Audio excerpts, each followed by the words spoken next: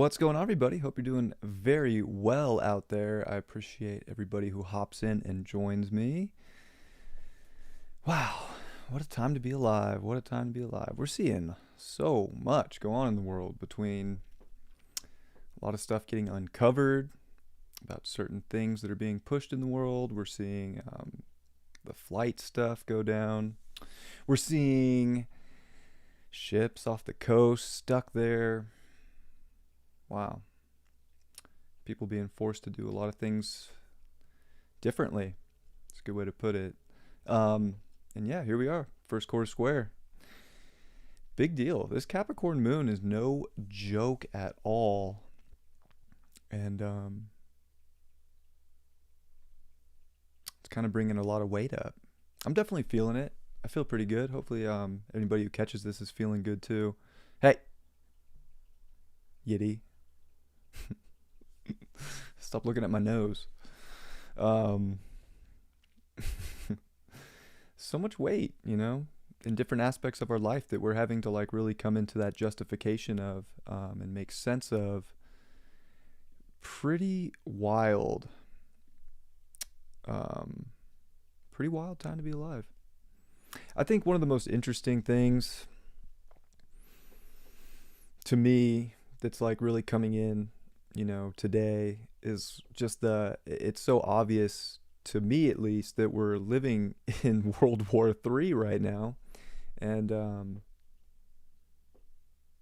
it's a hidden war. And a lot of it has to do with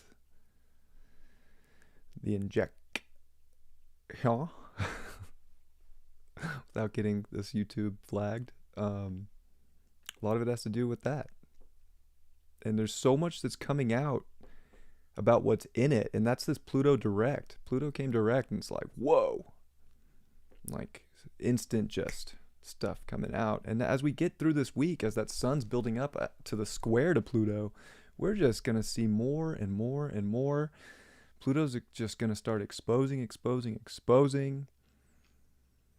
about to get really strange. And yeah, Monday, Tuesday, we have the exact Saturn-Uranus square in Helio, and that's with Mars coming up to activate this Pluto with a square.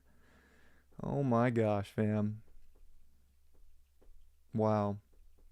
There's just something crazy is about to happen that we, and that's the thing. I think a lot of people see it.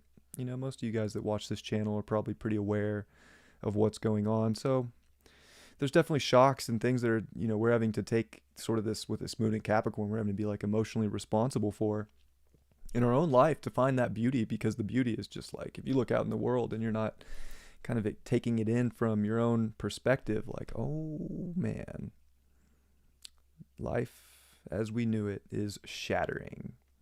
Hey, Janice. So anyways, I'll talk a little bit about the astrology, while some people join in here, and definitely we'll do any donation readings for anybody interested.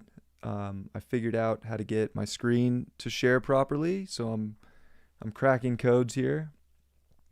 Cracking codes. Mercury retrograde. It's so funny. I was born the day Mercury stationed retrograde. Like, I was born 20 hours after it went retrograde.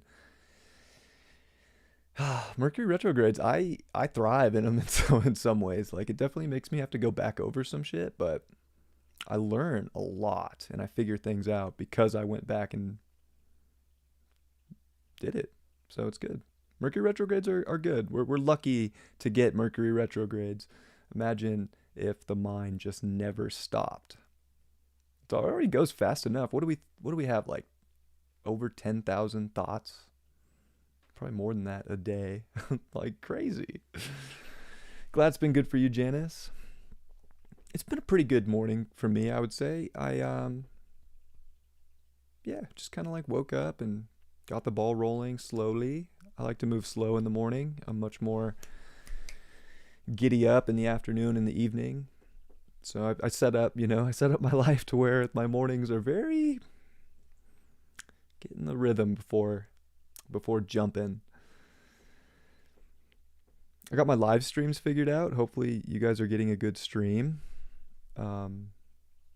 was definitely having issues getting my live streams going for a while, but it looks like they're smooth as butter. See what I'm saying? Mercury retrograde. I don't know. I thrive in them. They wreck people sometimes. People are always like, ah! And I'm like, nope, I think I got live streams. I think I got my equipment set up. Got all this. In the daily for today, I used my phone wirelessly as a camera. Learned a new trick. I don't know. There's so much to be grateful for in life right now. Somehow, like, that segues in to, like, how there's so much to be grateful for, especially for people who are aware of what is taking place in the world right now. Like, you're going to be compensated for your awareness and your evolution and not biting on the propaganda. And I do have some stuff I can pull up and show you guys that's super interesting about propaganda and how we're, we've been seeing so much of it, so much, but we haven't even seen like the bulk of it yet. Being a genius. Yeah, I don't really notice the Mercury retrogrades either, other than like I reconfigure things and I figure things out. But I don't know. I have done a chart reading. A full disclosure, I had a client, and the client on the intake form didn't put the like PM or AM on the chart, and I always check with the client, with the chart, make sure the time and the date, location, all that's right in the beginning. But we checked it, and we both, during this Mercury retrograde, didn't catch that I put it as PM instead of AM for her chart. So I gave her a full hour-long reading with the chart flipped. And then I just intuitively, after the reading, I was like, that wasn't the right time. And I was like, hey, you were born in the morning, weren't you? And an email. And she's like, yep. So I gave her a compensated reading. Yes, it was, Yiddy. Yes, it was. So, sometimes we got to go back and redo things, and that's okay. And you know what's funny is, even though the reading was flip-flopped with the time, there was like important information in that.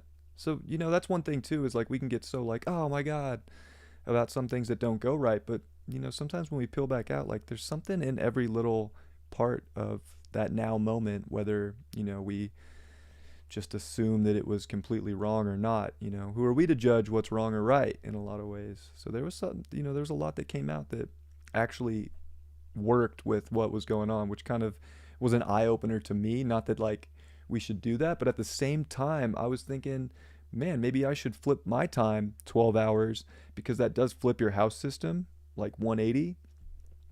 There's something about putting that energy in the opposite houses, the polarity points of where you're used to having them, that is actually extremely helpful, because we want to balance that polarity out in our lives as well. So maybe something you guys might find interesting.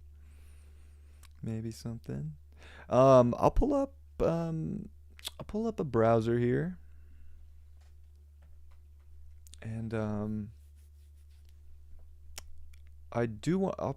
Let's go to AstroGold first. So, first of all, I want to show you guys what's coming. And this is Jupiter. Jupiter's going to come direct on Sunday. And Jupiter's going to shoot like a rocket, like Jupiter hauls. It's kind of like, I heard that, 2222. Very nice.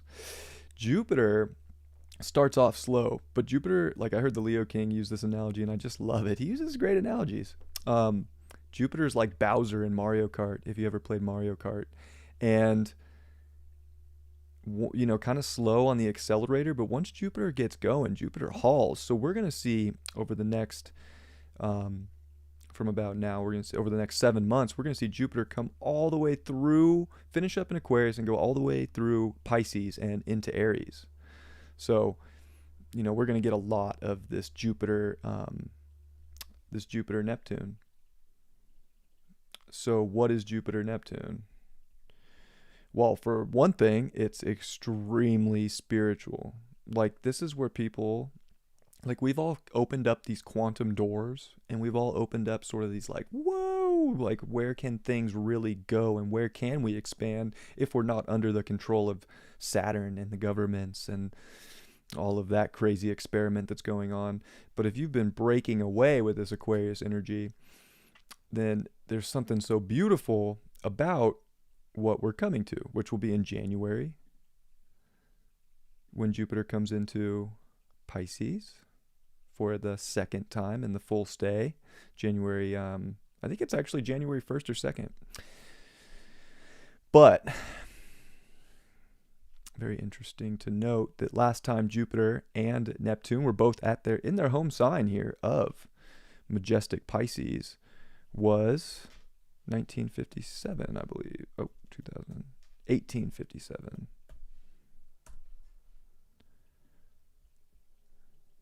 1856. And Neptune was pretty much at these same degrees that we're seeing Neptune. So 1856 is a very interesting year. So when you go and look at 1856,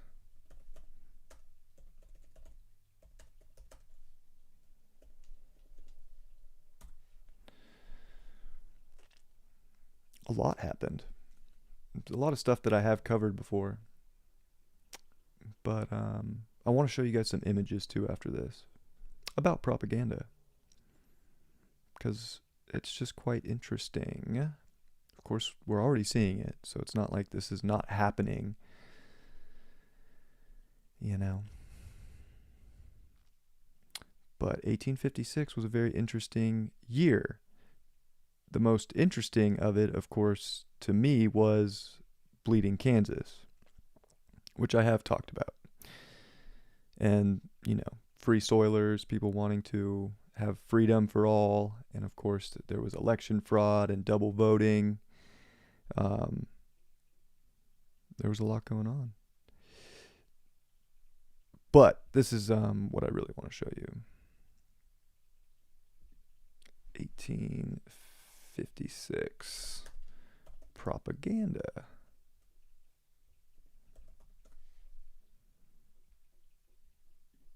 And I don't have the chat up, so if anybody is asking for a reading, just bear with me for a quick second.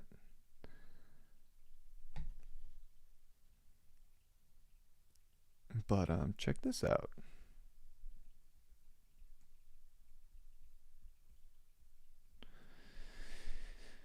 "1856 Republican political cartoon forcing slavery down the throat of a free soiler."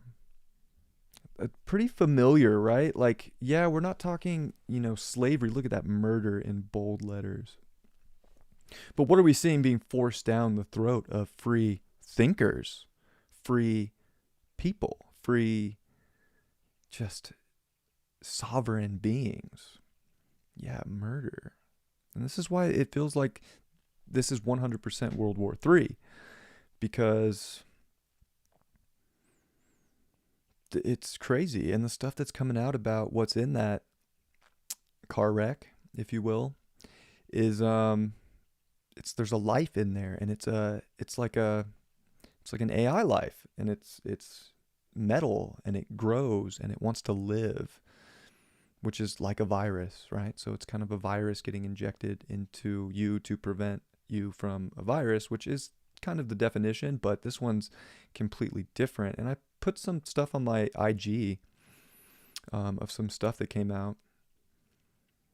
Very, some of these scientists are risking everything to bring truth and to show what's really in there. And gosh, so that's a, pretty intense visual, if you ask me. And what else do we got?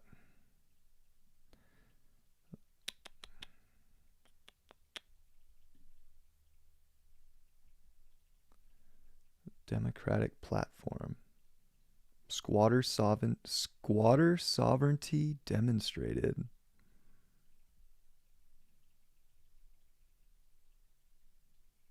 Due regard for our just rights.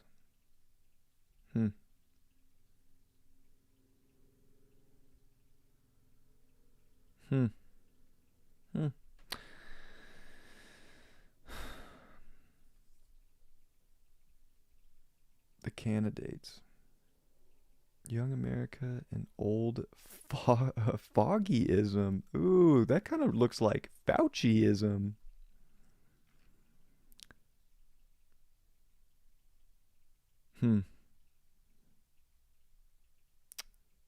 interesting. California Free State. Hmm.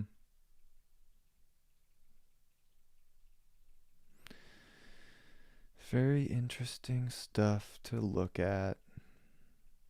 The two platforms. This was a time of great division. And look at how they made the Republican look. Wow. Unbelievable. Believable, but this is what we're seeing now. This is what, and of course that's a, terrible image that they put that out there, but this is what they're making people who are free thinkers look like right now, and how they're the scum of society. Look at that. The Democratic platform is for the white man. Oh my God. Look at how flipped and backwards everything is. And it just blows my mind. And all these woke people just don't even. They act like they're so against these rich people, and here they are just supporting every bit of the agenda. No slavery, no rum. Prohibition kind of stuff.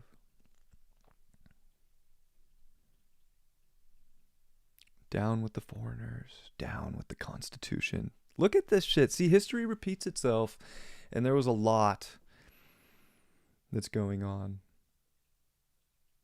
And we're coming back into this, but in a much more intense time, because it's so Capricornian, it's so Saturnian.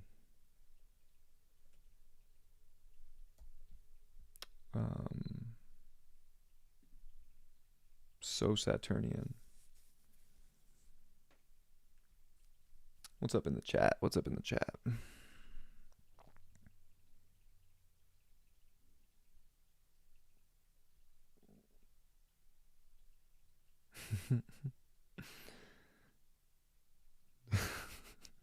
You're funny today, Yiddy.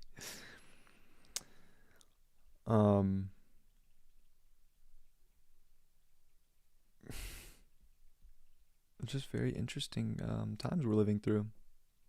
So that's coming, and then that was, right before civil wars. But this is the thing: is we're on the cusp of so much like Revolutionary War, World War II.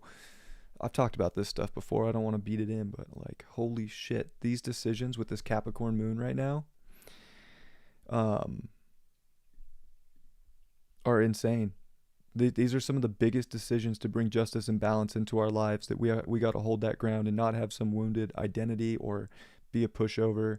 Like, look at your Uranus and Mercury in quincunx right now with each other. Like, oh my gosh, like your kind of rebellious value system of what's just right now is the hardest like decision to make for some people, and people are just giving in. And that's like, you have to go into the odd way. You have to go into the way that's different.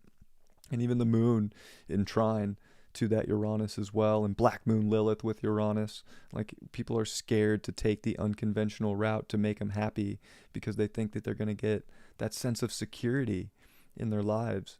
And that even if they get, even if they get it and they think that that's their livelihood, is to keep this job, like, yeah, good luck.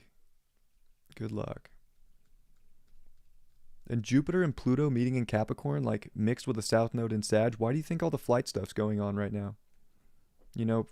Flights, domestic and foreign, are never going to be, at least for the next 13 years, like they once were. Never.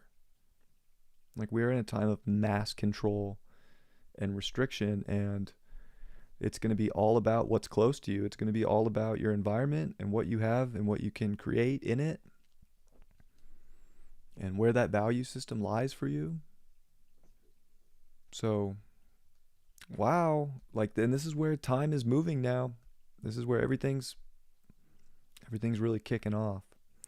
And what's crazy is, of course, Jupiter is retrograde in the geocentric geo chart, this chart from Earth in the center, but in Helio, it's, which we can pull up.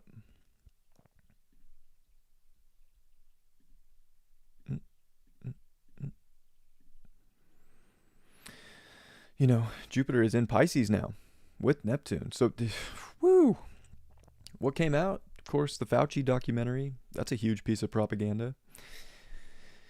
Saw some stuff on TV just walking by, and so much propaganda. You know, they're having people come on to talk shows and be like, well, why are you against having your child wear a mask at school? And the parents will give all these great reasons for it, and somehow they still sit there and say, like, you're being selfish, you're not doing what's right, you're not, you're not listening, you're not, you're just delusional. Like, no, people feel it in their soul right now, like what it is. And this is where you have to have the most faith ever with Jupiter and Neptune in Pisces. Like, you have to just rely on your intuition, and the universe is going to show up for you if you have to do something big. And look at Saturn, and look at Uranus. Uranus is at 1231, Saturn's at 1223. This is the shattering. I mean, this is just like, this is the experiment gone wrong being exposed. And I feel so bad for the people that took the experiment. And many did get saline, and that's come out. So, for the people that took it, like, thank your lucky stars if you got the saline. Gotta be honest about that.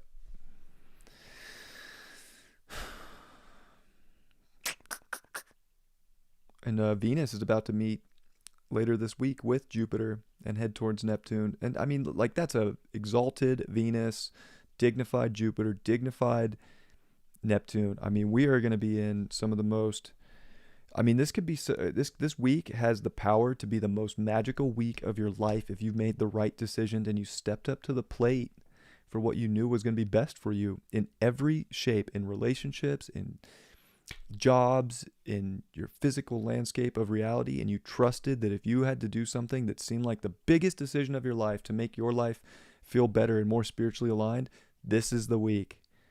This is it. Because next week, if we go forward 1 week to October 19th, what do we see? 1236 Saturn, 1235. So the exact hit had just passed. It's on Monday, October 18th. And what do we see on October 18th in the geo chart? You can't make this stuff up. The level of intensity that we're seeing right now. You're going to see, of course, the sun coming off the square from Sunday to Pluto. But look what Mars is doing. Oh, look at that. The midpoint and Spica, which is the judge of Libra, squaring Pluto. This is where this is the judgment call. And Mars is going to activate this on a world scale and the outer scale. And that's why the last 6 months and even the last 2 years were the biggest time of expedited self-growth to get to this point, to trust in that spiritual guidance that you can justify your life, and it doesn't have to be justified outside of you, because what's being justified outside is going to be the biggest propagated mess, and it's causing a world war. And the craziest shit is, after all of these heavy transits and after all the shit we're seeing and all these stuff and all the information too, and the people don't want to see it because of their beliefs with the South Node in Sag, guess what's happening in January? The nodal ingress into the axis of Scorpio and Taurus. January 18th. And that South Node in Scorpio, like, I don't know what to tell you guys. This is going to be some of the most intense shit we've ever seen, with the disposer being Pluto, heading towards Pluto, the United States Pluto return, and finishing up in Capricorn with a Jupiter-Saturn square. That'll happen for the 3rd time in December, a day before Venus goes retrograde on Pluto. Holy shit. So again, I want to congratulate you all for making it this far. Because all that expedited growth and all that work you've done to hold your line spiritually and to do what was right when all the odds were stacked against you, and some of the biggest decisions you've ever had to make in your life, this is what you came here for. And we're gonna see the craziest shit and the most intense shit. And that South Node in Scorpio, starting January 18th of next year, for those 18 months, if you thought people were in belief and just thought they had it all figured out, you're going to see the most fear and scared collective I think that we've ever seen, with all these transits in the background and all the Capricornian energy and the control. And and it's scary to see the stuff that's coming out about the you know what, the car wreck, because that's the pandemic. And people aren't going to want to hear that. And I don't know. I don't know what to tell people. And that's what's going to go down in history books as World War III. And people don't want to think that that would ever happen, like that somebody or a government or people in power would ever do that to people. And they've been putting it in plain sight for years that they wanted to do something like that, but no, people would never do that. Fucking sucks. It does. Yeah, definitely prayers for Australia. Unbelievable what's going on out there, and that's what they're trying to do everywhere, and even Canada. Yeah, we got to buckle up for January, and it kicks off now. Like this October is we're in the stadium. We're not in the fucking foyer anymore. Everything's going to be external, with all these planets and Pluto being such a big deal right now in these outer personal signs and in the signs of society. And next year coming into Jupiter and Neptune, because Jupiter and Neptune, like, you can save yourself through God, but it's going to be God's plan is just going to be, it is what it is. And this all had to happen for whatever shows up, whether it is, what I think I'm seeing or what other people are seeing. There's something big, and we have to trust that it's just,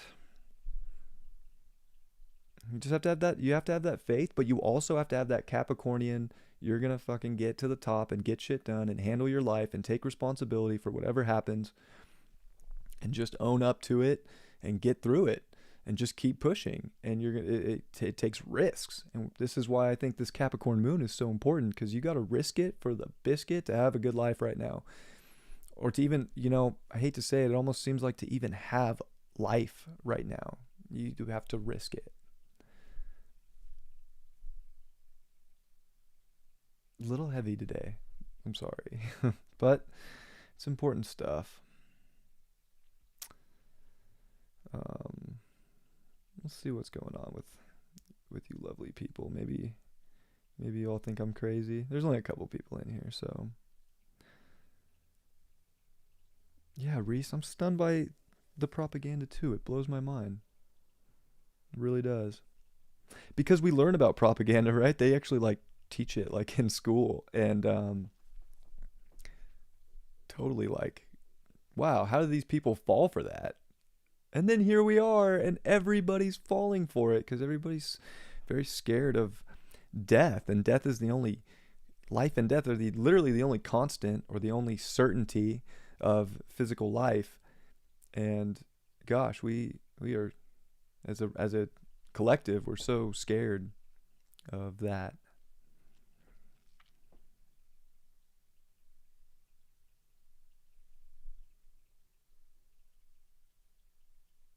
So dark in that room, like the stadium room or my room.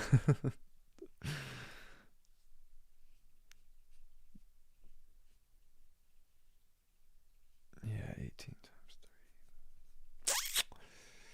What is 18 in numerology? It would be a 9 because it's not a master number. So it makes a 9, which is, completions. Definitely completions. And I also look at it, I relate it to Aries, Mars energy.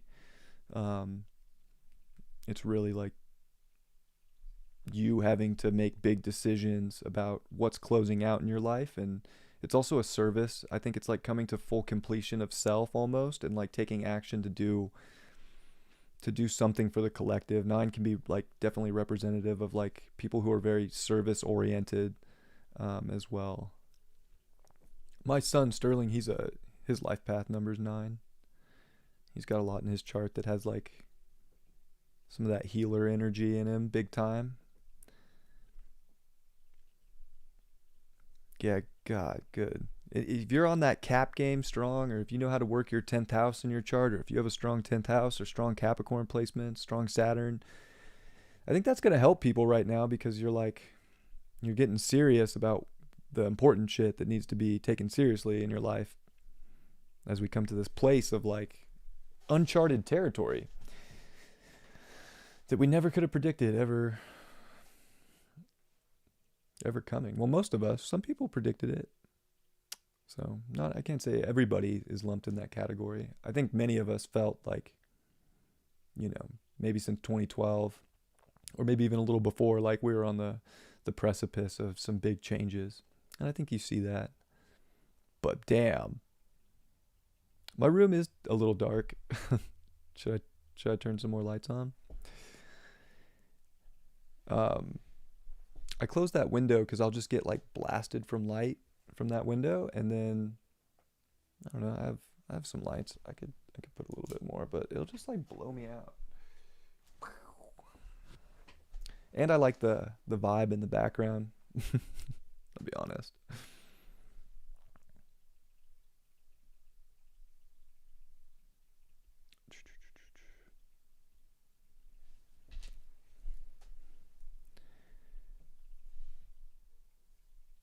We like it dark. Oh, good. I like it dark too. Look at me, all this Libra energy and all in my 7th house. I'm like, oh, how can I people please you? What do you need? Do you need more light? Let me turn this one up and this one.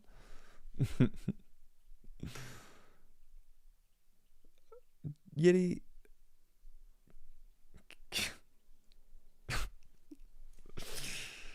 Oh, jeez.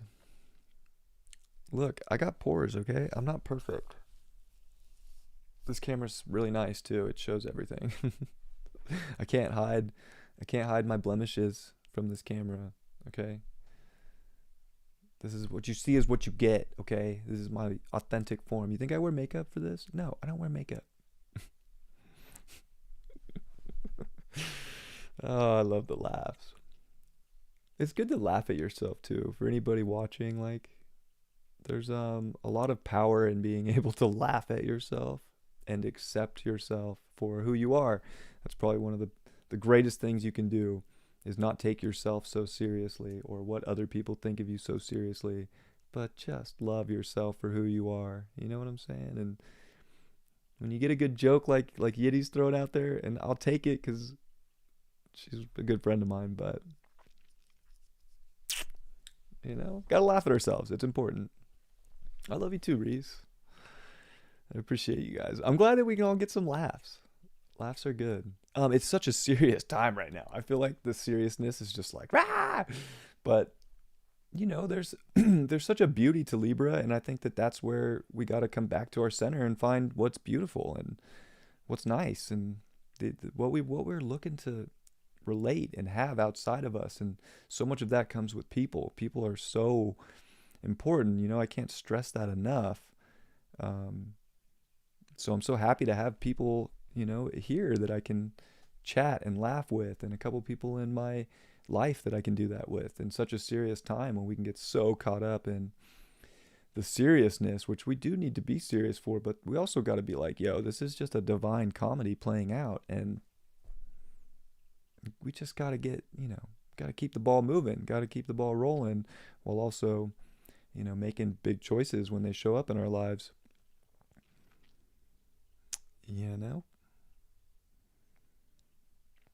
It's interesting getting, there's just so much in Libra right now, and that moon squaring it, and the moon's going to cross over Pluto tomorrow morning, which is now direct, and we have not had Pluto and the moon meet direct while Pluto was direct for quite some time. And really the last time Pluto just stationed direct was October of 2020, and when the moon crossed over that, like October of 2020 was when things ramped up too. So gosh, what a kickoff, what a kickoff. And now it really feels like full Libra season, especially after the lunation and Mars and the quincunx to Uranus. The strangest changes are going to start coming out and taking place, and we're all going to have to be adaptable, but we're also going to have to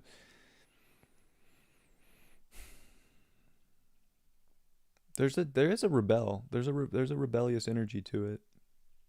The rebellion is going to be the most liberating and the most positive, because the rest is propaganda.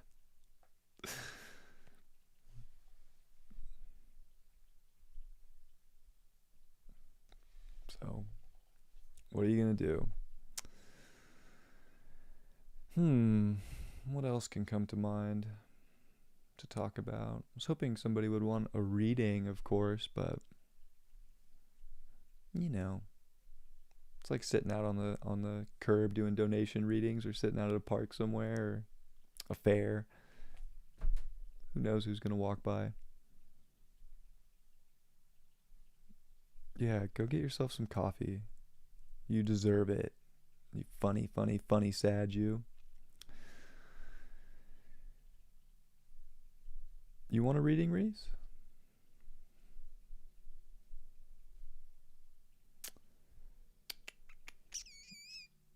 I'd be down. Of course, that'd be great. I have some donation links in the description.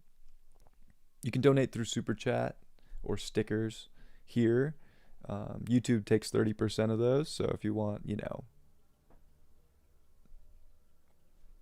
totally acceptable way to support and donate. But if you want to use like Cash App, Venmo, or PayPal, I do get the full, or close enough to the full thing, which is cool too. But there's something to say about supporting this platform, because while it does have its drawbacks and its lameness to it, it's also a great place to connect. And not that they need it, but hey, what are you gonna do? Cool. Yeah. While you send that, shoot me your information and I will pull it up.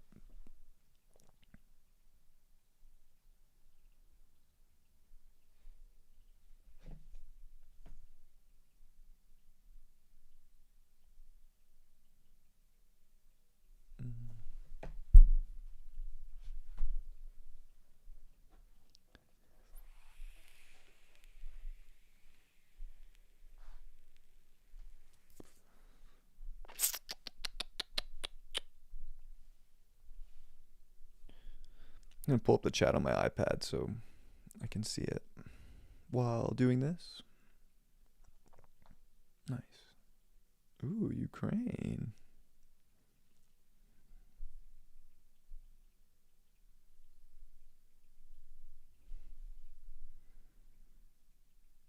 Apologies, 1 second.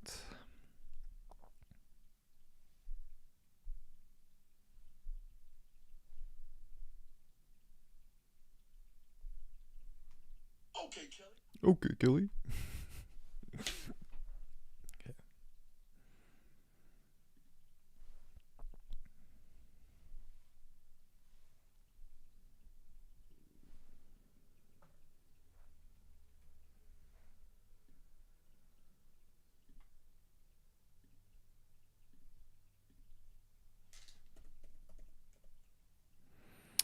We have June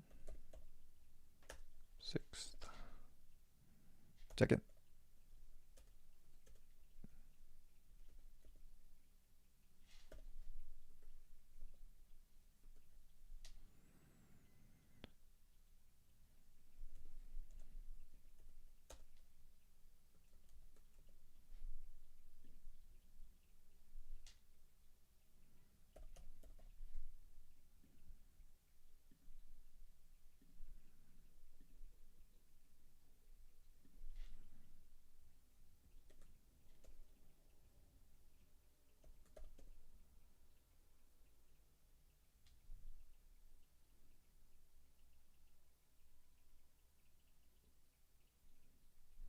Is that an I or an L?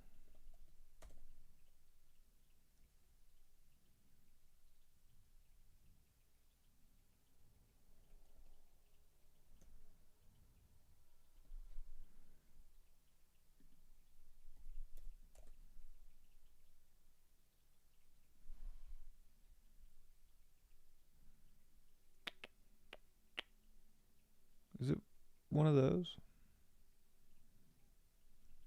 Um,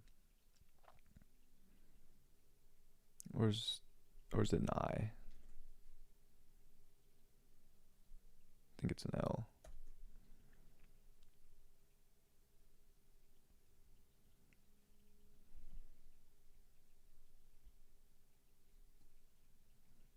Hopefully, it's easier to see now that I zoomed in.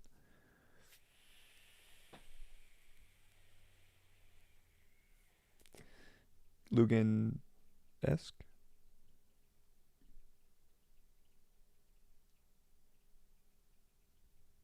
This one? I know there's a little lag. Okay, cool.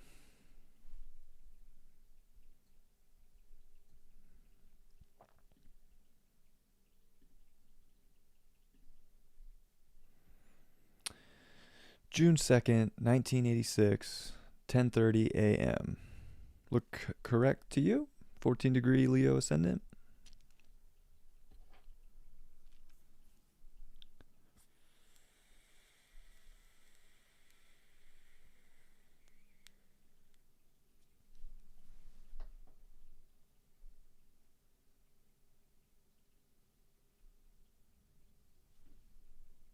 Sweet.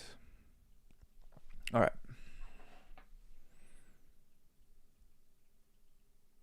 So, Gemini, you have your part of fortune in Gemini too, and your Mercury. And the solar eclipse that took place, in June, June 12th, or no, June 10th. That was a big deal. It's right at the midpoint. Definitely was getting some of that. It was in your 11th house. And you've had the North Node cross over all your planets.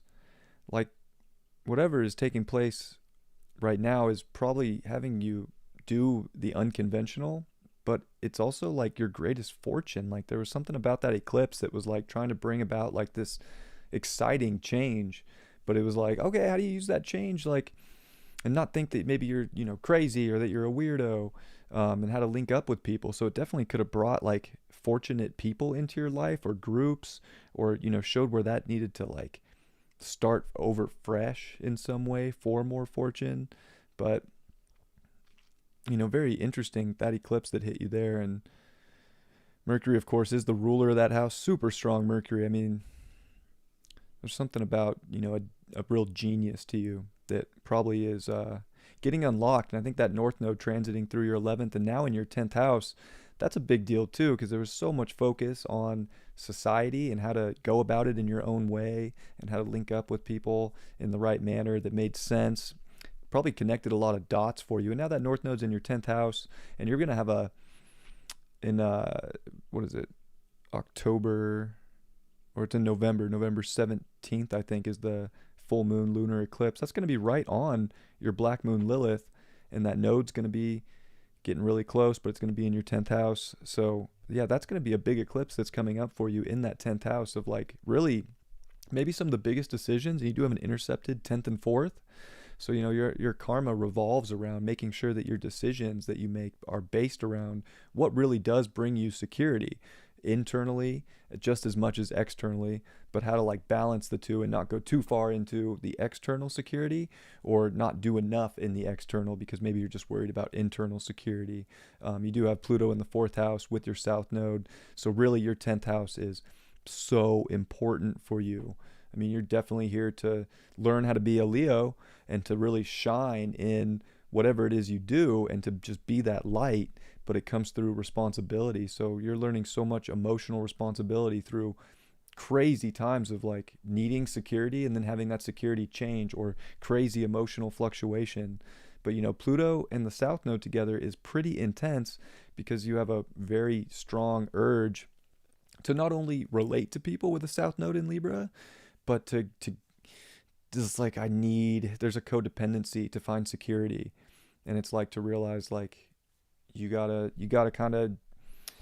let other people do their thing too, and then you really gotta like dedicate. So you're kind of learning how to make big decisions for yourself with a North Node on your midheaven exact, and with really big decisions, like because you're finding that relationship to yourself and how to really shine in that light.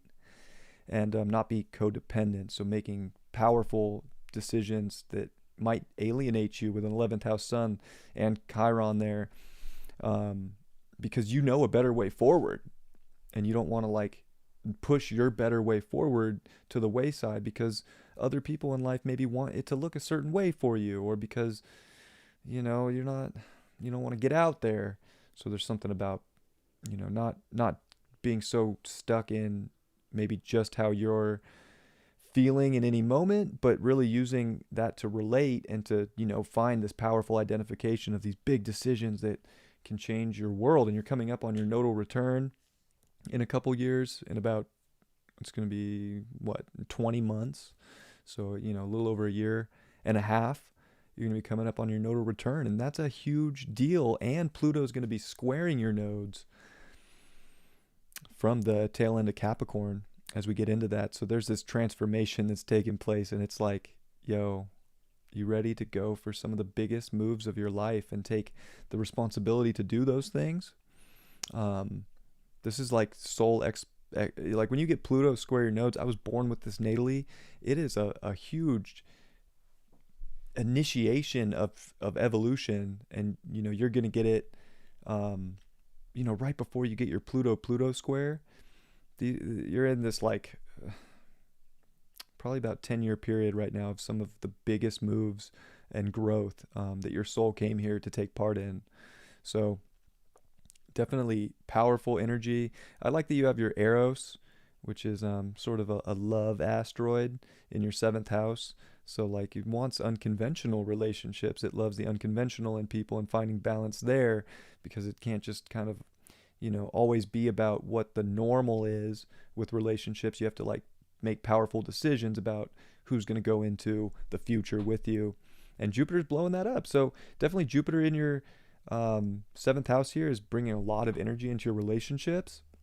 And it's making, pretty good aspects right now in the trine to your Mercury. So higher mind and lower mind are like, let's go. And let's go kind of, do things in the unconventional route and link up with like-minded energy to do that, because I think this is like a wow time for just soul growth, especially being a Pluto retrograde native. Your evolution's already expedited in that area. And your Venus too in the 12th house conjunct Sirius. You're kind of that's kind of a spirit guide placement. Sirius is the North Star, so it's kind of like this guiding light. It is the binary star to our sun. So there's this very strong like Sirius sort of benevolent energy with that, and you want to relate to that and use your emotion in that channel to bring in good stuff. But you don't want to get just stuck in like fairy tales of relationships, because you've done so much relationship in the past. Now it's like, take the intuition, feel into things, but if it's not the dream, or you don't want to identify with that, or it's not going in the same direction, or it's not kind of a little, rebellious with you right now, like, is it the one? So it can definitely be a very idealistic partnerships with that, and like having idealistic emotions about how other people should relate to you, or how you relate to yourself. Hopefully you relate to yourself and see so much of that beauty and that creativity that you can manifest, because Venus can definitely bring that in the 12th house. It's like, you want to make your dreams come true, you can do it, but you kind of have to like also bring the dream into reality as well. And Mars, you have a great Mars too. Mars is going to help you with that so much. And Mars at 22 degrees, you had Jupiter, Saturn, Pluto, the Sun, Mercury, like they all met. And especially Saturn and Pluto, Mercury and the Sun, they cazimied and all conjuncted there January 12th of 2020. So, I'll never forget 22 degrees Capricorn. And that, of course, is your identification. So, you could have realized early in 2020, like there was a big transformation that just took place with how you identify with your strength, how you identify with your way forward. That was your 10th house ruler in this porphyry chart, but also your 9th house in whole sign. So, we're talking like major identification expansion of having you really crack down. Like, Mars is strong in Capricorn because it's going to do the things to get it to the top. It's kind of cutthroat. It's like, this is what needs to get done. I'm going to make the decision. And that's a very powerful energy for you. And it's kind of square your nodes too. in a wide orb. So a lot of it is like really learning that power, and that it takes that physical work to bring in what you want, but you can do it if you're steady and just kind of keep going. And I think that steadiness has just got like the upgrade. So when Pluto crosses over your planets, especially your Mars, like a personal planet, I mean, that rebooted your whole system of like, let's go. And yeah, definitely, dealing with, I guess you could say travel with the ninth house, but travel is such an interesting thing right now. Maybe you did travel last year when that was going on. Could have had some expansion, but I think really like 10th house, and having your north node ruler be Mars. This was like that conjunction that happened was like probably the biggest destiny point to get you to where Pluto squares your nodes, and you do have to make some of the biggest decisions for yourself and to really put yourself first. You have a north node at 29 of Aries in your 10th. I mean, this life is so much about putting yourself forward, and putting yourself first in a lot of ways, especially coming in and learning how to be a Leo ascendant. That's what the ascendant is to me. It's not something we're necessarily the best at. We might look it, but we're learning how to be that energy. So very, very powerful. And of course, Saturn just peeked its head on your descendant and into your 7th house and retrograded back. So where Jupiter's kind of blowing up relationship aspects or other people stuff in the world for you, to help you find your center by showing you all these different options, Saturn's going to come through over this next year, really the next year and a half, and really spend some time there, like narrowing things down for you. Like, okay, all this stuff got blown up, and then it's going to kind of be like, it's almost like the test, like, did you make the right decisions?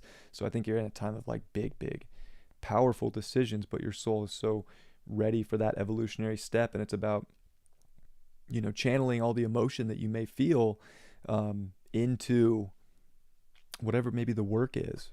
Sun Chiron is very empathetic, very caring, but you have to, learn to express yourself, and you have to put yourself out there with it in the 11th house, and not be afraid of sort of being that leader with people, and your voice and the way you communicate. That's one of your greatest. It's one of your greatest gifts. You're definitely kind of someone that's ready to take.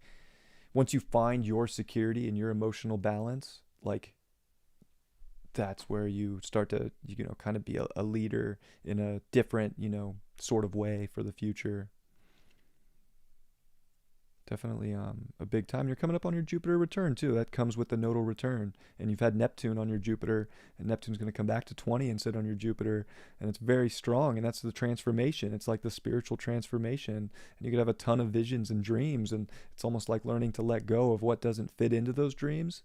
Really, like, it's almost like you've graduated, and now it's the next level of the evolution. So that's a big one for sure.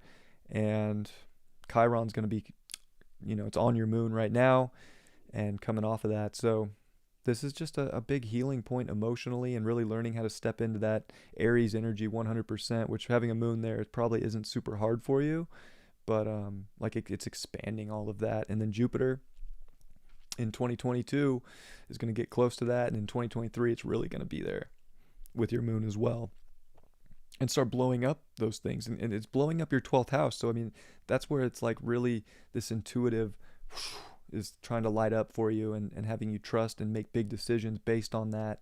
And it's impulsive, but it's also intuitive, and it's like, yep, this feels right, bang, and owning that. And it's probably going to come through, not comfortable decisions. And then as Saturn in 2023 comes into your 8th house, Saturn in the 8th is it can be a little dark, but you got to like stay positive. You have that Jupiter in Pisces, like you having the faith to transform and to grow is amazing. And then that's how you can bring that great service. Jupiter in Pisces is such a shamanistic placement. So embracing sort of that shamanistic quality, and that universal connectedness and expansion to help teach people and show people the way, because you've done the work and you've gone through the transformations yourself, is likely pretty positive. Let's see what your progressed moon's doing.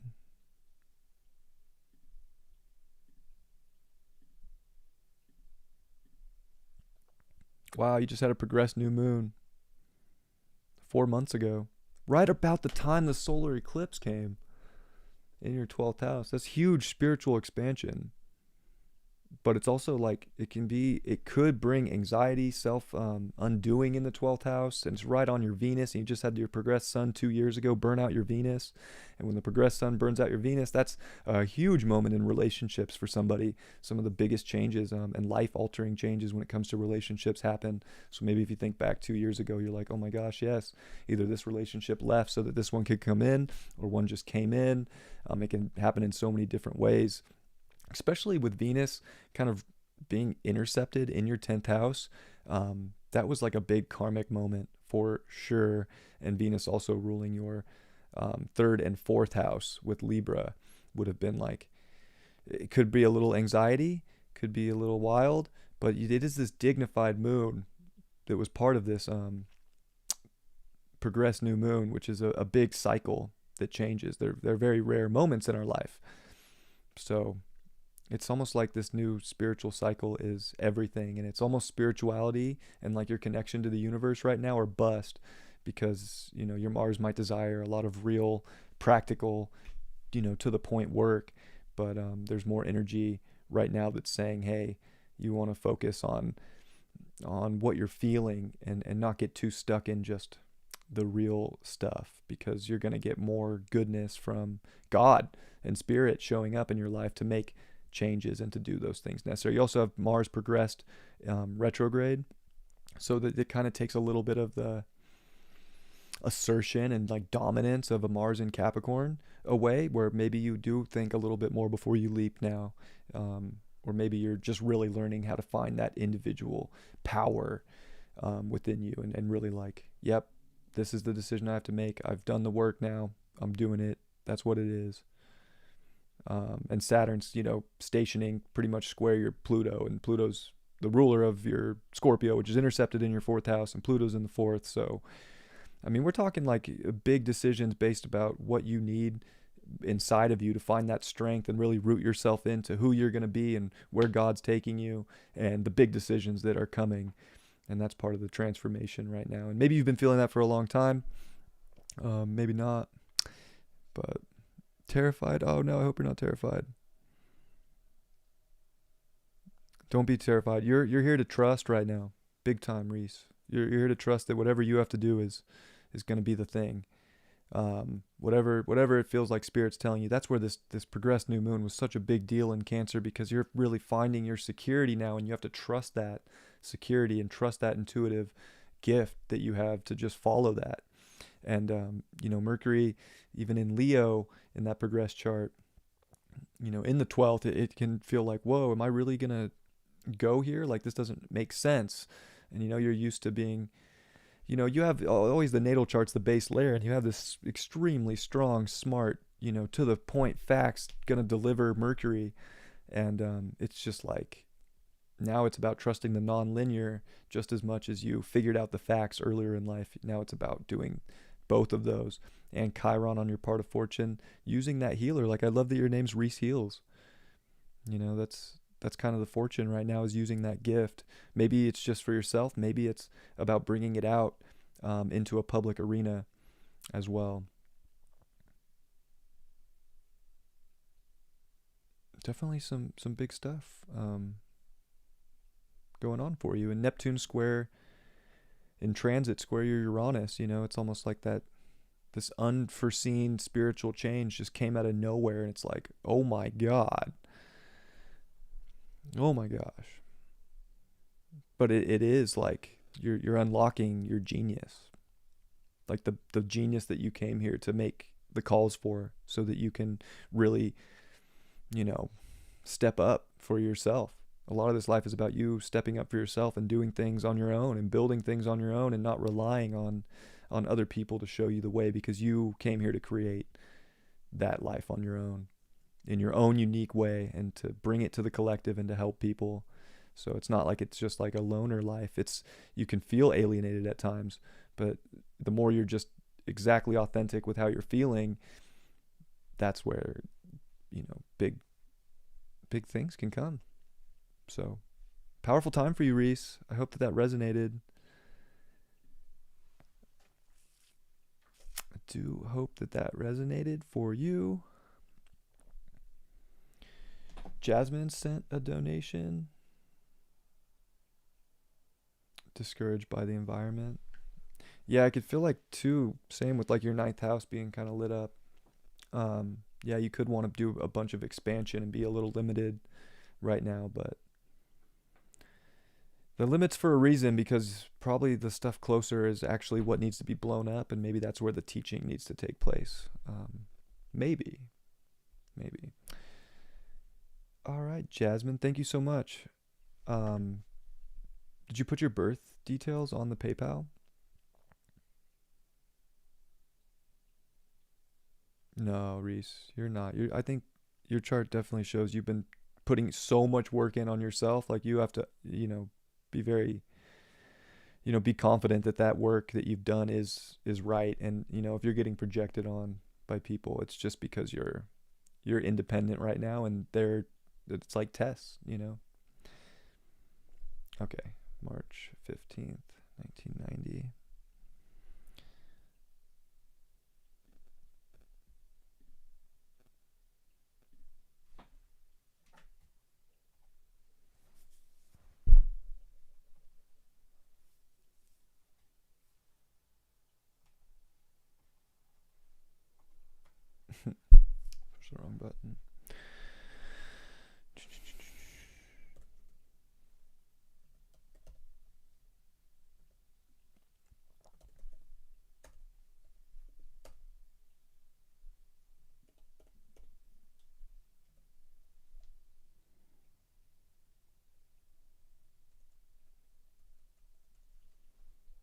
7:04 p.m.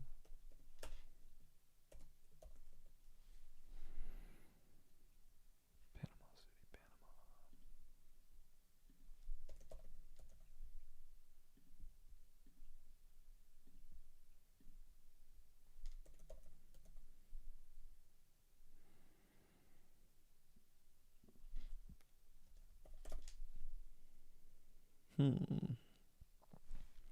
Might need your help here, Jasmine. Do any of these look like the right Panama City?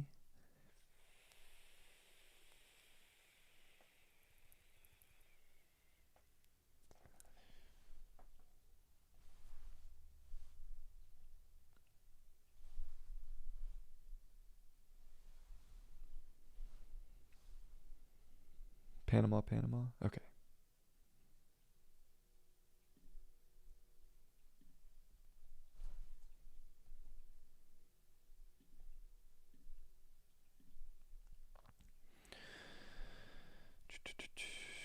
March 15th, 1990, 7:04 p.m.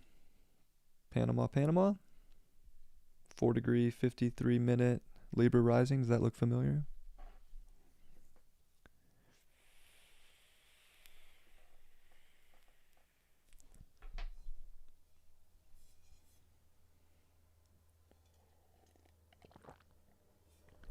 Okay, great.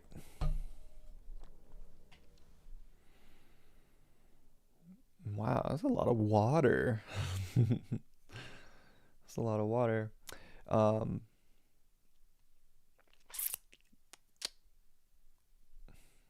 where do we want to? Where's the go point here? Moon Pluto. That's the go point for sure. So very, very intense. Um, and a lot of it's about an intense need for value, an intense need for physical things, an intense need for physical touch. All the physical things of life bring great emotional, deep emotional, even with Pluto there, satisfaction.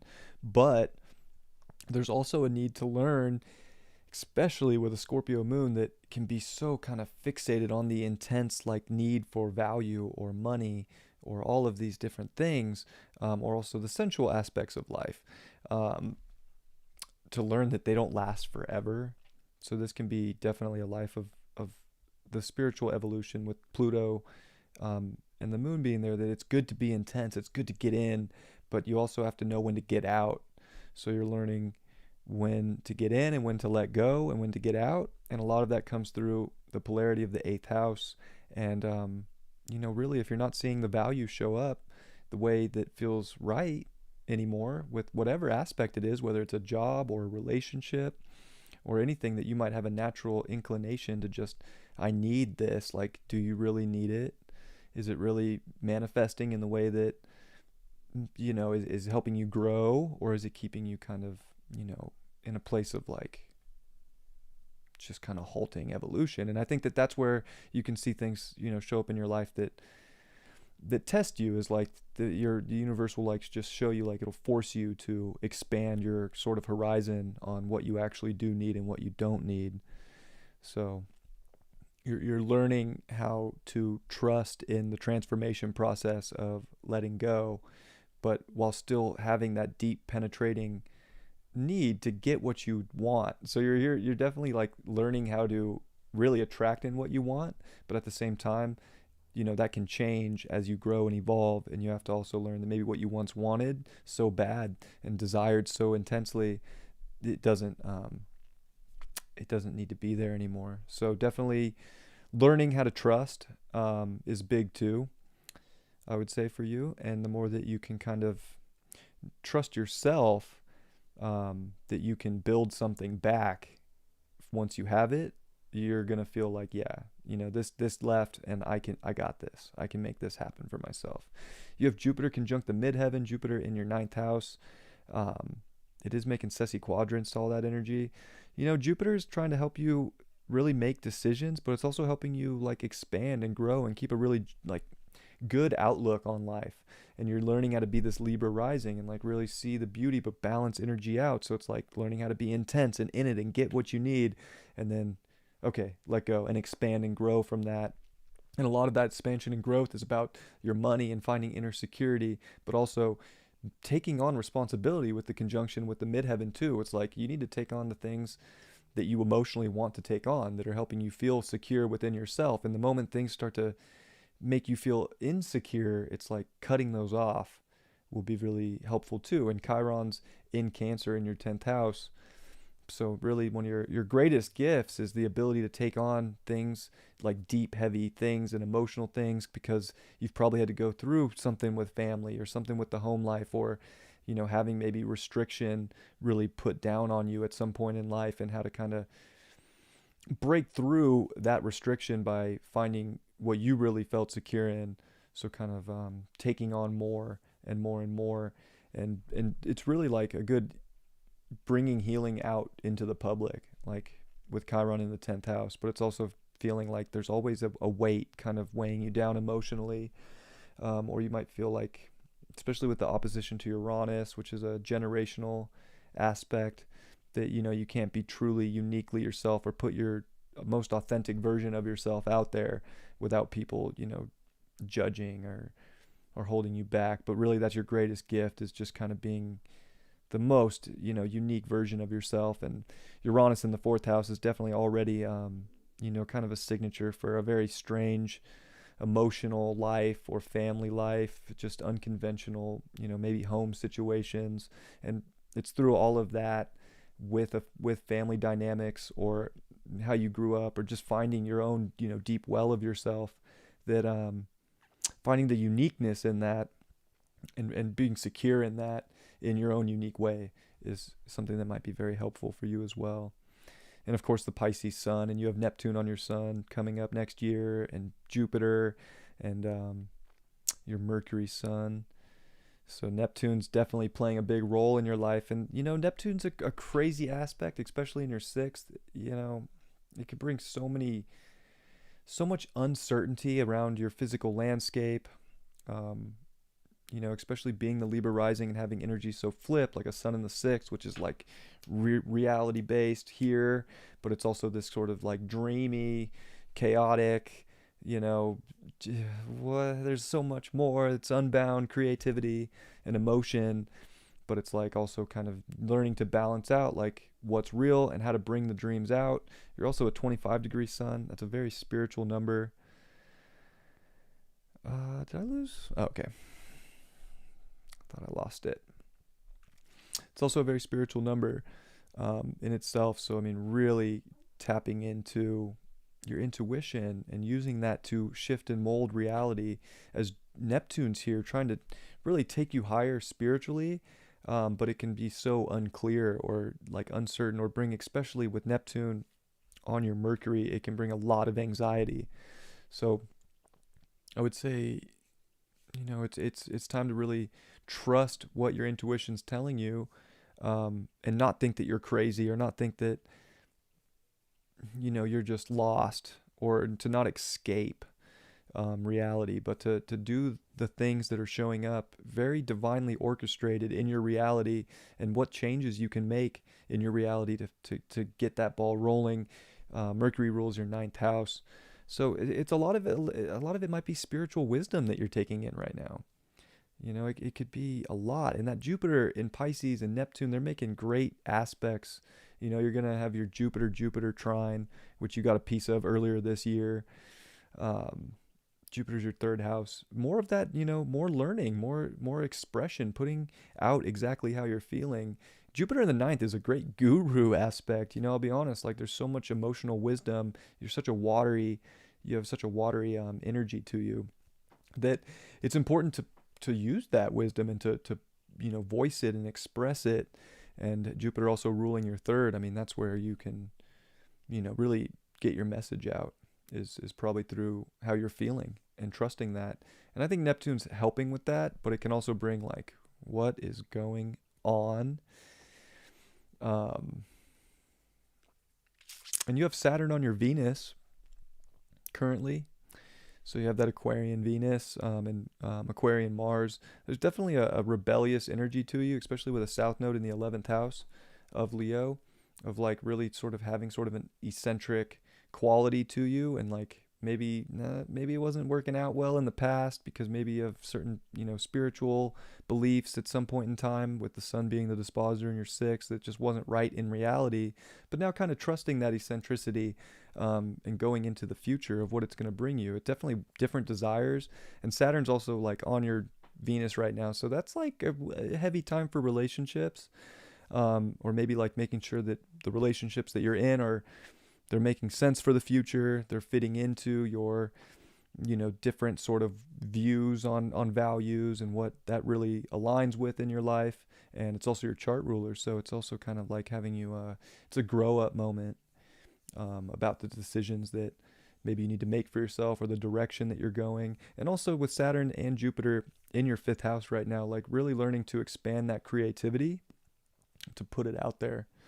You also have the moon and Pluto square your nodes. So, that you're born close to me. And I mentioned that in the last reading, with Pluto square the nodes. It's a big deal. The last node to cross your Pluto was your South node. So that South node in Leo, like you're learning both. You're learning how to really be a Leo, and that's part of the balance of the Libra rising for you. You're learning how to really value your creative intent, and how to put that out there in the unique way. And then also how to create win-wins in life, and how to, shine in that place, and how to bring that sort of, different, out of the norm view, because that's what's going to progress people forward. But it's not by doing it all on your own. It's definitely like you have to come back and do these things on your own, and build that relationship with yourself, and really find your confidence and the exuberant nature. And then you can and take that and help other people learn it, or channel it, or bring that, that real, there's a fun, like you also want to have fun too, instead of like maybe just being alienated or cold with an 11th house, about society, or just like these crazy radical innovative ways forward. Like to remember to laugh, to remember to have fun, and put your creative self out there in the most authentic way, forward, because it is that uniqueness that holds so much beauty. And Saturn and Jupiter are working on all that North Node stuff for you. So big time of like really finding your happiness through probably spirituality, with Neptune making those aspects in your sixth house, like kind of like having to see, almost like maybe having you forced to kind of put rose-colored glasses on to see the beauty and the happiness, and how to, really assert yourself in a creative manner for what's going to make your life, hopefully better. It's definitely the house of romance. And then Venus getting Saturn on it, it can feel like maybe a deep desire for some romance, and maybe you're not getting it with Saturn there. But Saturn's going to move off of that soon enough, and Uranus has been squaring it. You're going to have Uranus also square your nodes and oppose your Pluto and your moon next year. So, wow.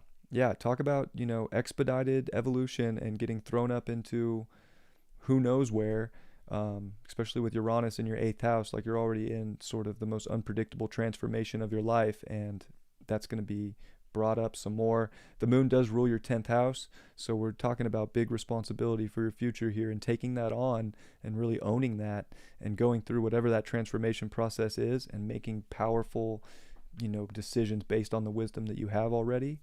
And then Pluto ruling your second house and having that. It's almost like these decisions are very important financially for you too, and for your own security and well-being. And it might feel like everything, isn't working out, but you have to trust too that everything is going to work out if you're really. It's definitely a test of faith, in such a crazy time of transformation and change. And the North Node's going to be moving into your eighth. It's already in your eighth house too. So it's just an important time to look for where changes can be made, and where, people are going to show up to help you and give you, the help you need if you're feeling in a place of powerlessness. But you also are here to kind of like see where you have power and maybe have been holding it and pushing it, and then what has power over you, and how do you transmute what has power over you would be a big question. And like that would be where you have to draw boundaries and take responsibility for sort of unprecedented change that could be coming. So very, very powerful time in your life right now, Jasmine. And really your North Node's getting hit heavily too, with Jupiter and Saturn over the last year. So a lot of this is definitely getting back into finding the happiness and the love in your heart through maybe they could be some pretty radical times coming, or you're already feeling those, as some of these transits are pretty long. And then Saturn, of course, when it gets to your North Node, it's going to be squaring your moon and your Pluto. And Saturn moon squares are not fun. And the moon, again, rules your 10th. So it's like big decisions that are probably going to feel emotionally, they can just feel hard or devastated, or big stuff with family or job changes, career. Yeah, definitely big decisions for the future are going to have to be made, and maybe very uncomfortable. But that doesn't mean it's bad. It could be like just getting through some of the uncomfortable area in your life actually is like, whoa. And having your moon square the nodes too is another part of this. Is really, you're here to use your psychic intuition to navigate the physical world, and to bring aspects into your life with your creative pursuits and with your vision and what you see, and really trust that. That's going to help you so much. And it might be different from what other people are seeing, and you just have to trust that it's right for you. And Saturn's going to maybe question you or test you to follow that. And again, this is like decisions. Like Saturn rewards people for making the big decision that's going to be best for them. So sometimes hard decisions, but you look back on it and you're like, yeah, that was crazy, but I did it and I made it. And Jupiter's going to kind of back that up too. So you're going to have Jupiter trines and Neptune's trining. It's almost like God's just got your back. Like there's like this angel here with you that's like, you're going to make it through this if you keep doing the right thing. So, yeah. I hope you found that helpful, as you probably had to make huge emotional decisions coming off your Saturn return over the last couple years, and really find your rooted sense of authority within yourself. See where your progressed moon's at.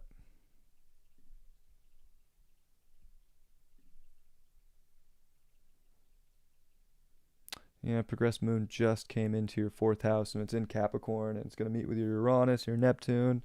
More of that responsibility, and it's emotional responsibility, and taking the authority for how you're feeling and your intuition and your home life. And it's definitely a time where you can get a lot done. So you can get a lot done if you're feeling confident within yourself.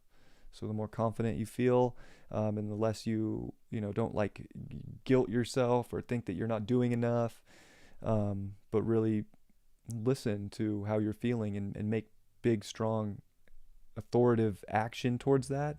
It's a very positive time. I think that you can make this is one of the biggest times in your life for big decisions. And I think a lot of the collective's going through that, but Definitely very prominent in your astrology at the moment. Um,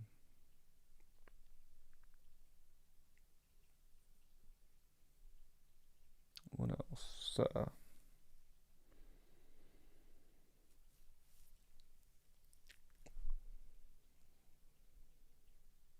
Yeah, seems like the most important stuff for now. So I hope you found that helpful, Jasmine. Appreciate you for the donation.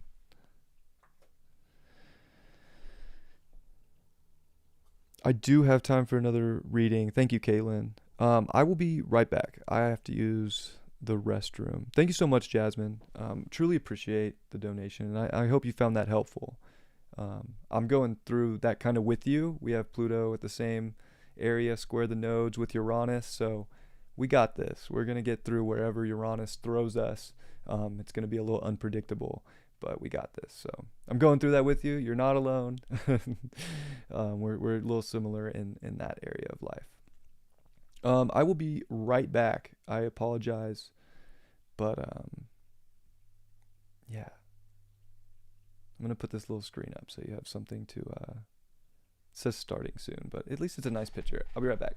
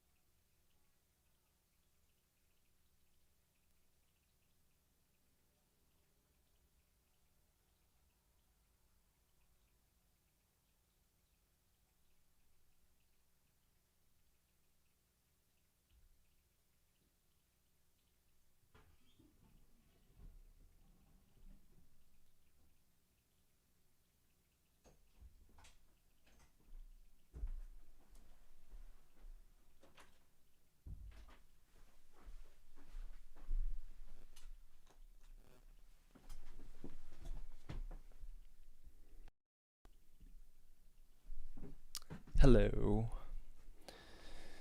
I'm back. Theoretically, I'm back. If you don't mind, hit the like button on this reading. I just did it on this donation reading live. Close that. All right, thank you. Thank you, Caitlin. I'm guessing you're Jeffrey on PayPal. Hopefully. Or that's someone else.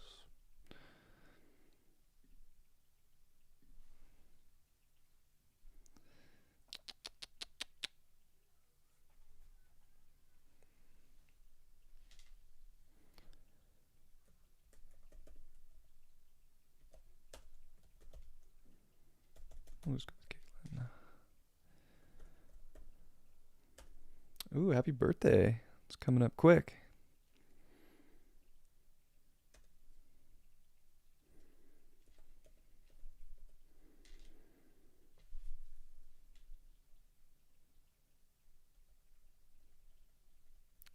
North Carolina.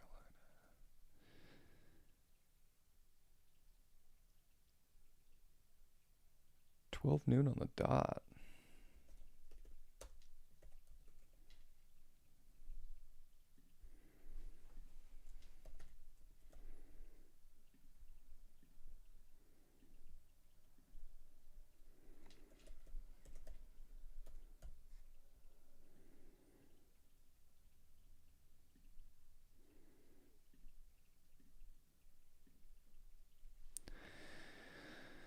October 23rd, 1983, 12 p.m. You're born on Sunday, too. The Sun's Day. Does this look correct to you? Durham, North Carolina?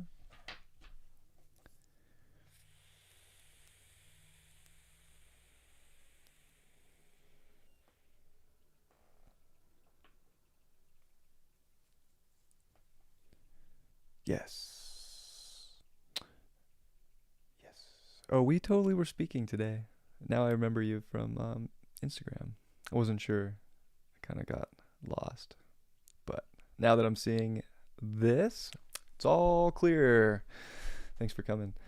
Um, wow, yeah, that Pluto 29 Libra and the Sun conjunction, that's super intense. I mean, it's already the anaretic degree, so it's already at this cusp. It's like your soul's so ready to find balance and so ready to find harmony and so ready to get things done with the 10th house that it's this like intense compulsive need to not only relate to people, but I mean that's where you kind of want to shine. Like you're really using that. You want to use that, but it's about taking on. You might feel like you have to take on so much responsibility with other people in life, or maybe you like it, maybe you don't.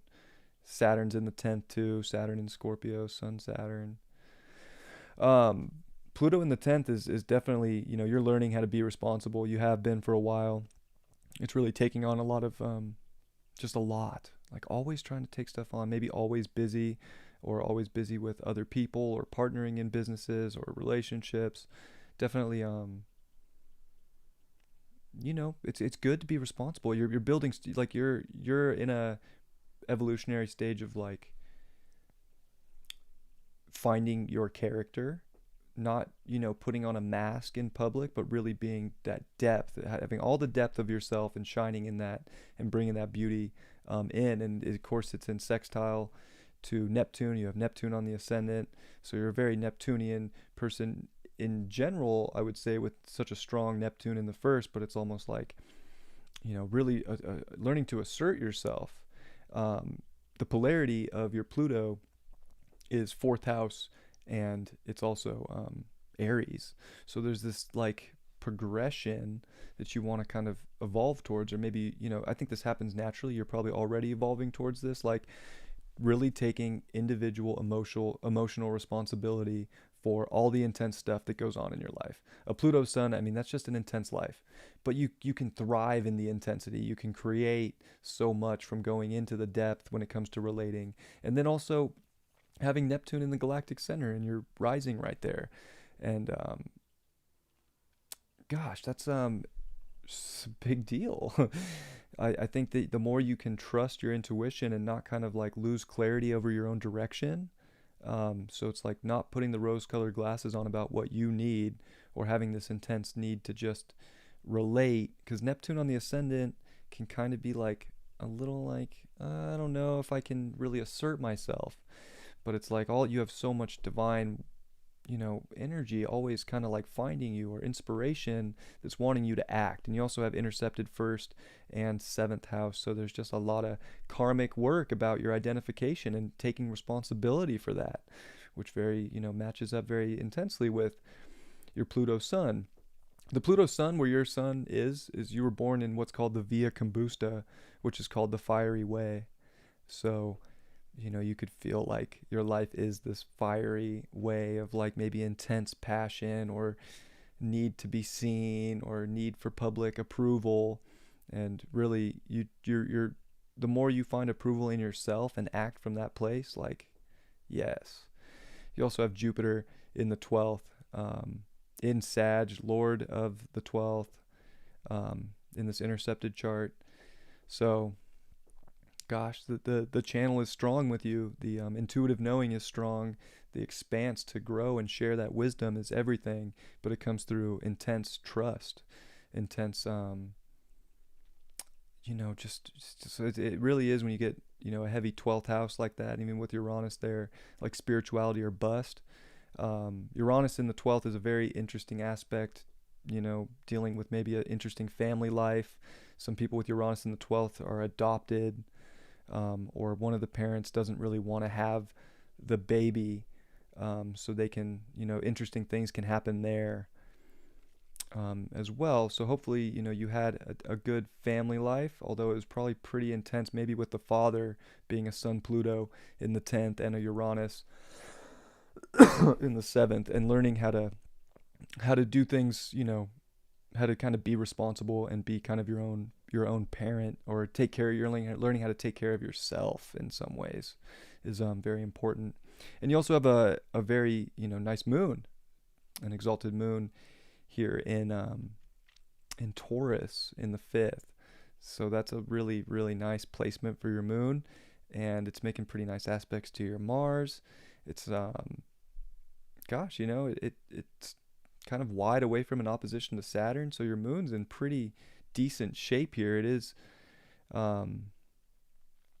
square your black moon Lilith. So really you just want to shine. Like, you have so much, like, what you like, what feels good, how to have fun and how to enjoy life, and things might show up outside of you that try and test that, and it's like, no, you just want to act accordingly and create life the way that feels the best for you.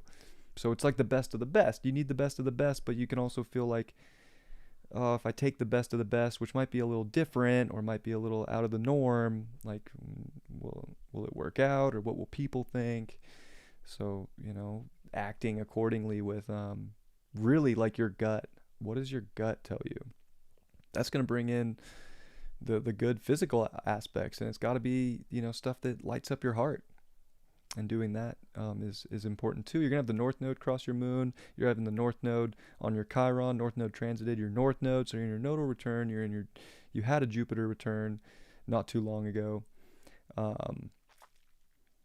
Big steps towards that North Node in that 6th house of, like, taking on work, being practical, trusting your intuition, because that's such a big part of you with the South Node in the 12th house, and with the ruler of it, with Jupiter.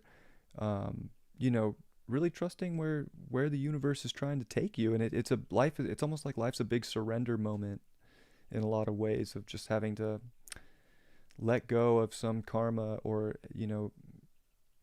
might having really strong beliefs about certain things that nobody pays attention to, or you feel like you're not seen, but really it's like, just, you got to communicate it. You got to bring out the facts of how you're feeling.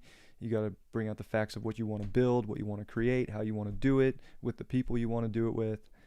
And that's how you're going to mold and shift reality. But it's kind of a, not so, like, you're such an ethereal being, I feel like, that you're really focusing on the facts of reality-based stuff this life, but using your great intuition, using all the great knowledge that you do have, to get through the intense times, and to move things around, and to keep some order through chaotic situations that may have shown up. And yeah, North Node Chiron, that's a big deal. This is definitely a time in your life where you're realizing maybe your voice and how to put that out there, or maybe realizing, what you can change about your physical world that makes the most sense in the here and the now, and really bringing that out there to make whatever change is going to be better. And Saturn's going to be making really good aspects to your North Node and your South Node, and your Jupiter, which rules your chart, and your 12th house. So even Saturn kind of is making some big moves. And you do have Saturn, currently in your 2nd house. Jupiter's in your 2nd house. So Jupiter in your 2nd house is a great time financially, but Saturn's almost like, Are you going to put the work in to get that, to get the reality you want, or to get the big, fuel tank of physical goodness that you might want? So, it might feel like right now is the time to hustle, to get things done. And Pluto's going to come through over the next couple years here in 2023. And you're already having Pluto square your Mercury currently, which is big, and Mercury stationed retrograde on your Mercury. So this is bringing up a lot of mental stuff, a lot of mental transformation, as well as relationship aspects, and maybe job or routine or health. Stuff could be activated heavily right now, or getting out of some self-undoing by getting back to what it is that you need to do to move forward right now. It's definitely trying to show you how to manifest, though. I think that that's very important. And Pluto does rule your 11th house. So I think, yeah, between the 7th house and the 11th house, like it's just such a interesting time for people and how to relate with people. It definitely feels that way in the collective. You might be feeling that more intensely in your personal life than maybe someone else. And how to really like lock down your value system and to know your worth and know your value and your soul capital and trust that whatever changes have to be made are for your destiny. And it's is that like emotional authority and responsibility that you can drive forward with and create with when trusting your gut and doing what feels right deep within you can be very helpful.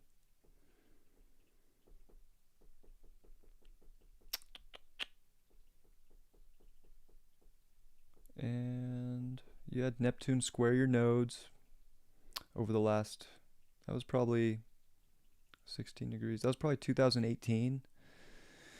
You had Neptune square your nodes, and that could have been a high level of anxiety at a moment in your life that had you question a lot about maybe your faith or, also maybe just really a spiritual attunement that was extremely powerful for you that could have changed the game for you and had you like surrender or let go of some karma or some life that you might have believed was the way, and then kind of had you step into the truth of the reality that you're stepping into.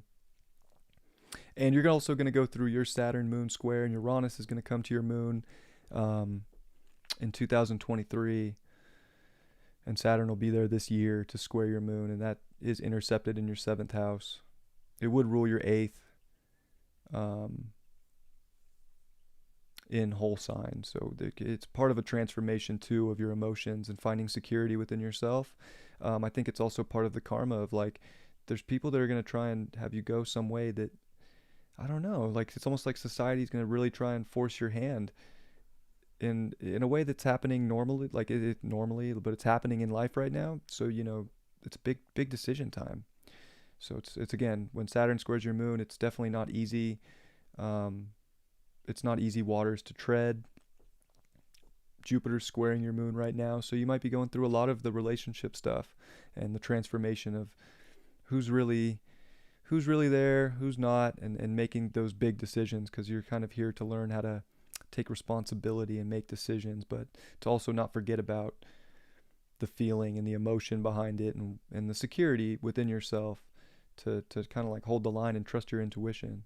So it seems like it's a very big time with people and trusting your intuition. So next year is going to be it's going to be a heavy emotional year that's going to make for decisions that have to be made about people or drawing boundaries for yourself about your truth.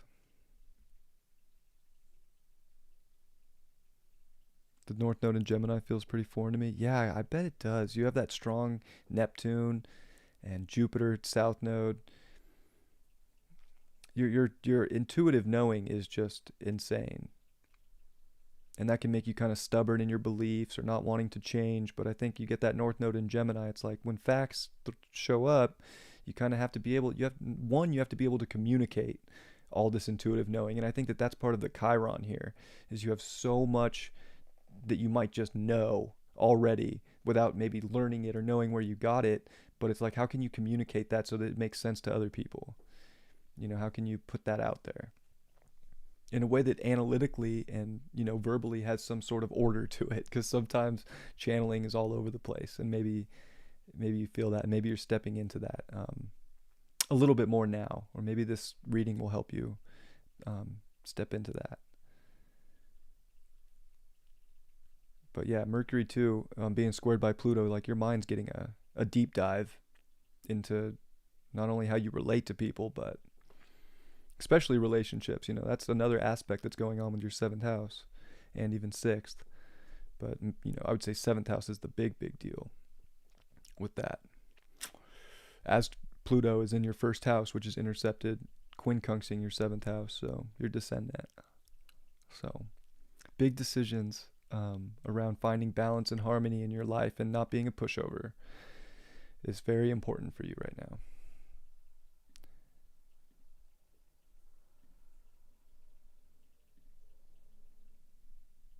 And I think you got it.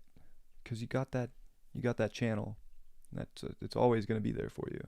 Wow, your progress chart. You just had your son a couple years ago come into your 12th. You are stacked in the 12th house in progressions. Pretty amazing. And your son's going to conjunct Uranus in 2 years, and it's on your natal Uranus. This is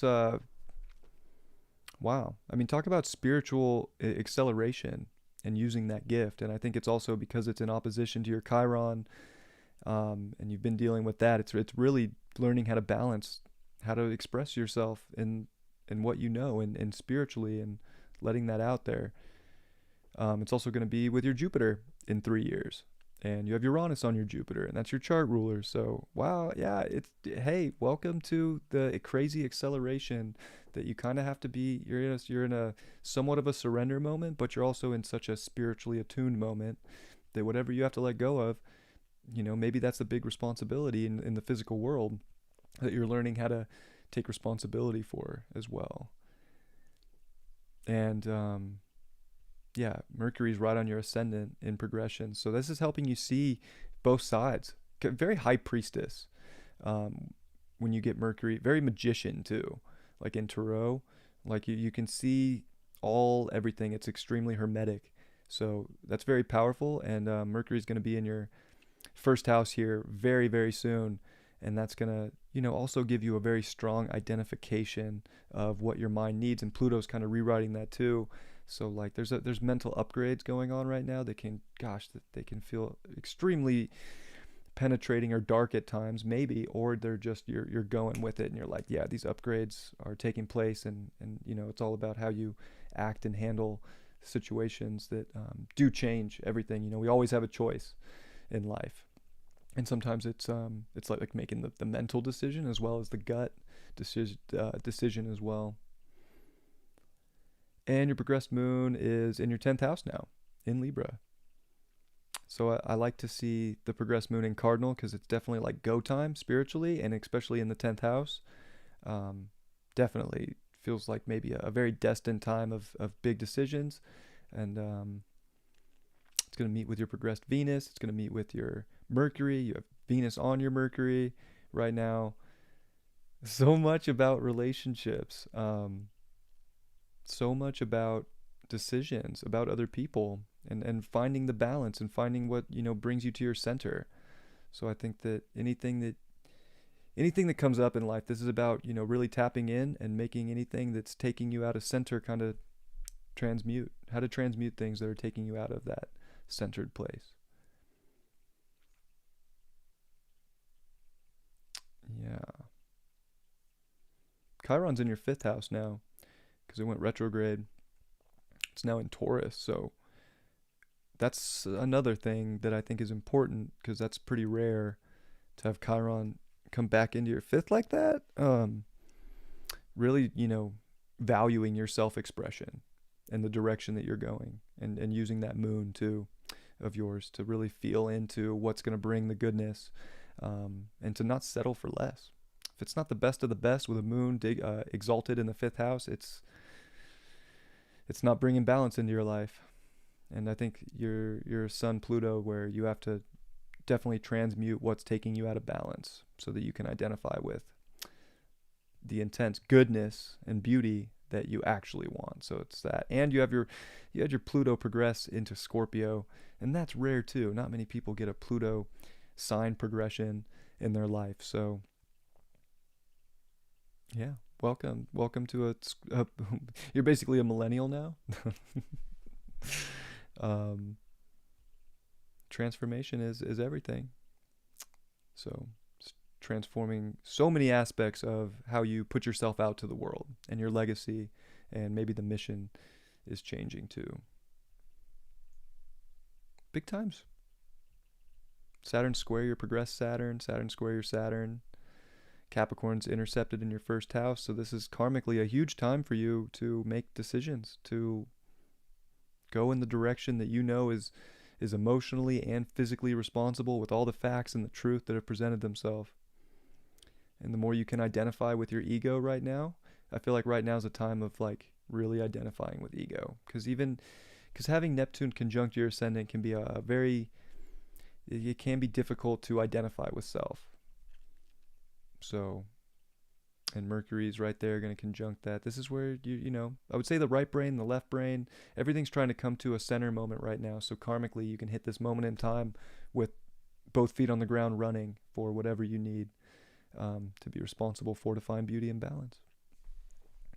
I do hope that was helpful.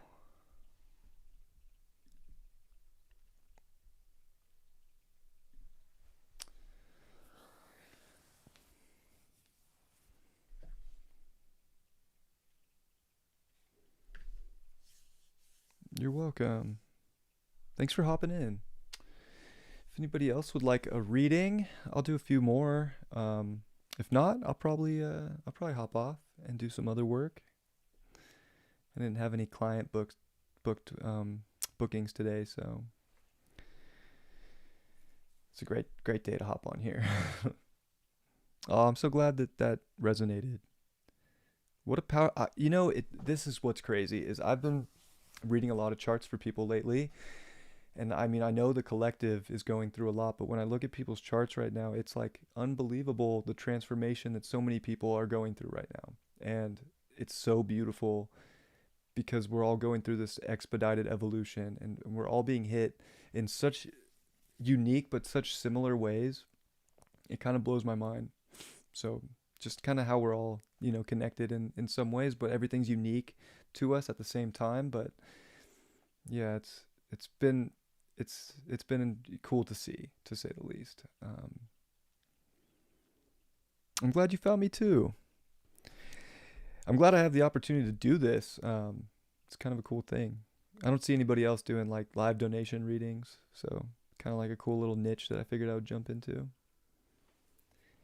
What's up, Elizabeth? Just hopping in. I am just kind of wrapping up unless you'd like a reading.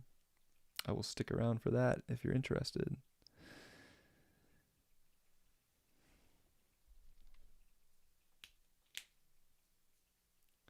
Appreciate you all for hanging out with me, everybody who did.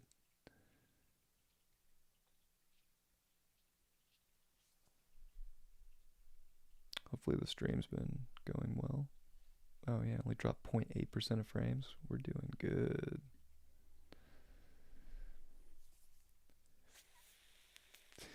All right. Yeah, if you would like to donate, PayPal, Venmo, Cash App, they're all in the link below, or the about of this. You can do a super chat or sticker, but YouTube takes 30%, which is fine. If that's easy and convenient, totally go for it. But, just throwing that out there. What up? What's up, fam? Thanks for stopping by.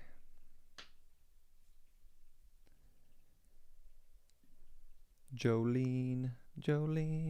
I was just listening to Dolly Parton, Jolene last night. How funny. Haven't listened to that song in a while.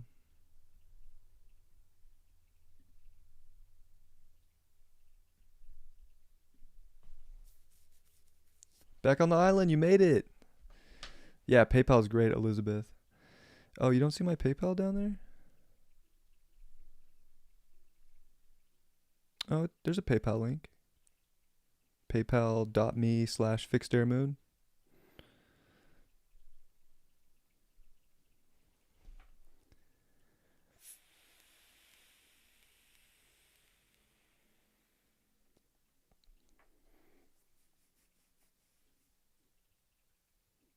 I could send a link in here if you need me to.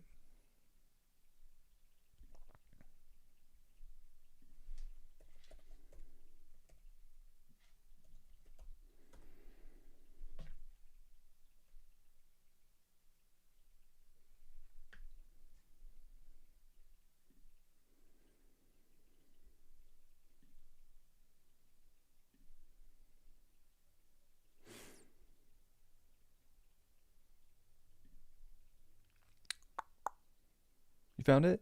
Okay. Or you need me to send the link? I can do both.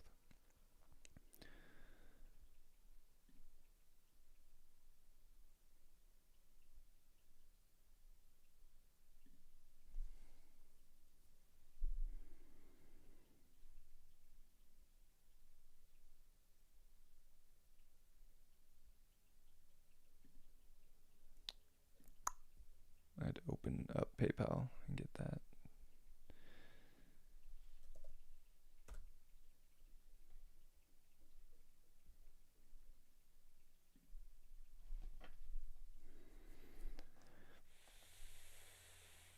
What's your birth information? Whenever you're ready, and I'll get your chart set up.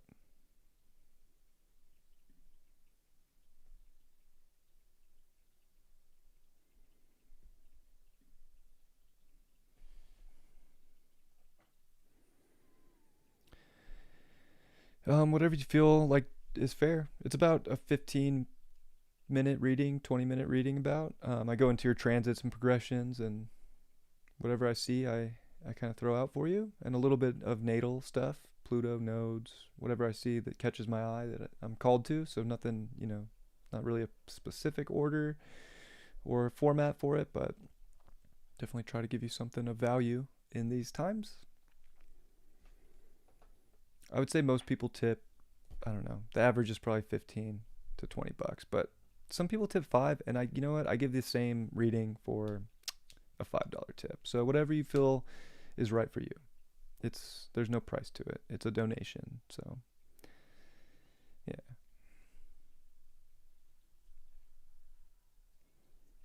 Anything's appreciated.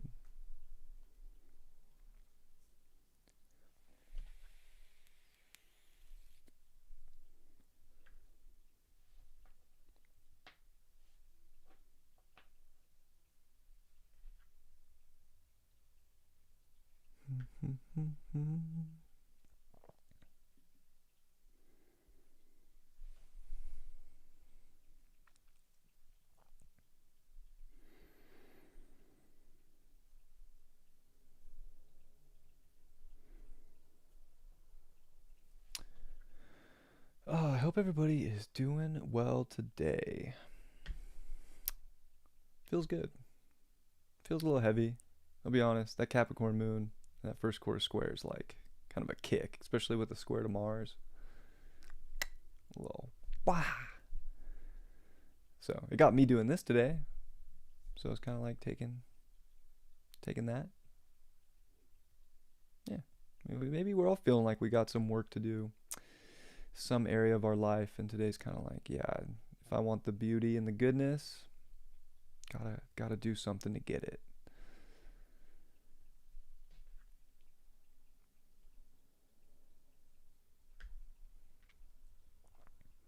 Whenever you're ready, and want to shoot over your birth information, I'll get your chart up. I know you're probably in PayPal right now, so no rush.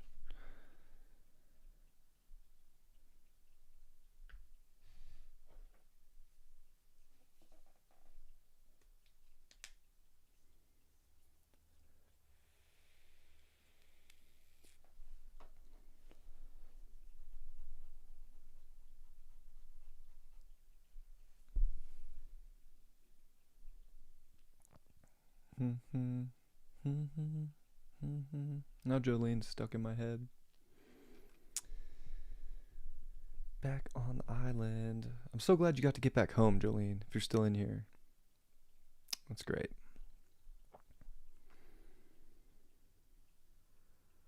No worries. I will wait. I have developed a really good sense of patience, although it's probably pretty boring for anybody who's still in here.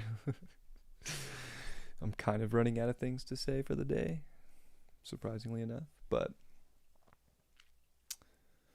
yeah, I can wait.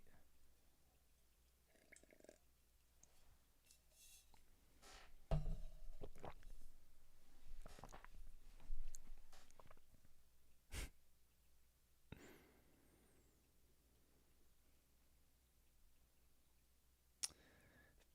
think it's just you and me, Elizabeth.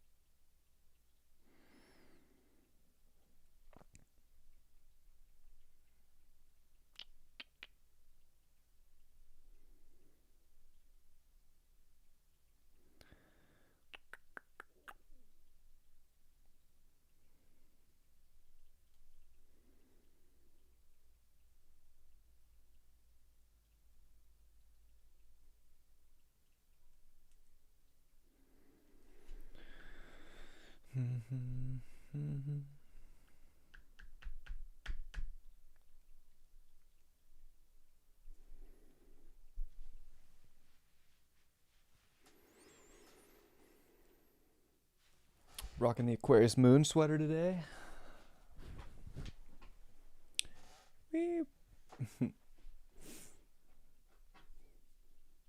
Ready for Saturn to come on it next year?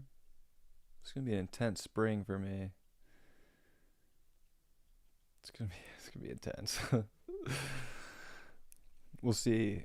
We'll see if you guys notice some weird changes in my like daily content and stuff, or if I just look like I'm just getting beaten into the ground. Right at the peak of the Sati Sati, which the Sati Sati in Vedic is when it's the 7-year period when Saturn comes into the sign before your moon sign, and then comes into the sign with your moon, and then the sign after is still kind of like the breakaway, but still intense. So when Saturn goes into Aries, I'll be out of the Sati Sati. So maybe some of you have had to go through that if you're tuning in later or here now. Definitely an intense time. It's said, though, that Aquarius moons are immune to the Sati Sati. Which honestly may be true because I feel pretty good for the most part. But I also do the work, and I also, I put that in, and Saturn likes that. So kind of goes both ways. But Moon Saturn, the moon's the mother, the nurturer, and Saturn eats babies, so you put those two together in any mix, and it's not a comfortable time, to say the least.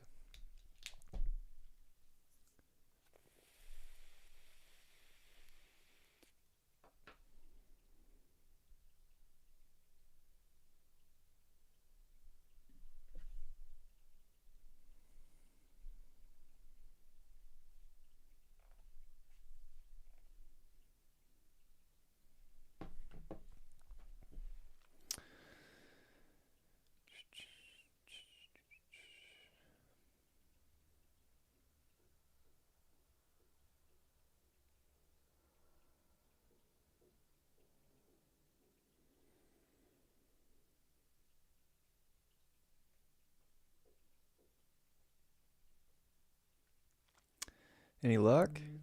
Yes, you did it. Happy. All right.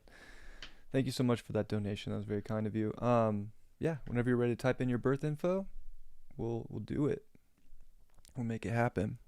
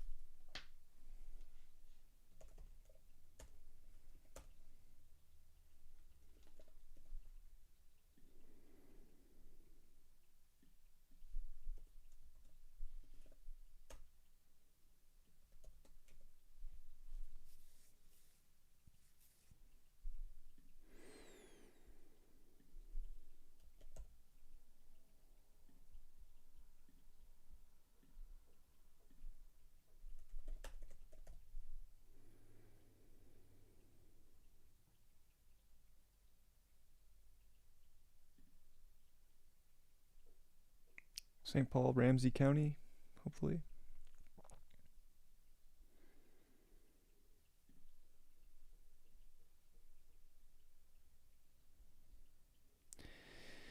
November 14th, 1984, 10:56 a.m. St. Paul, Minnesota. Look good? 8-degree Cap rising.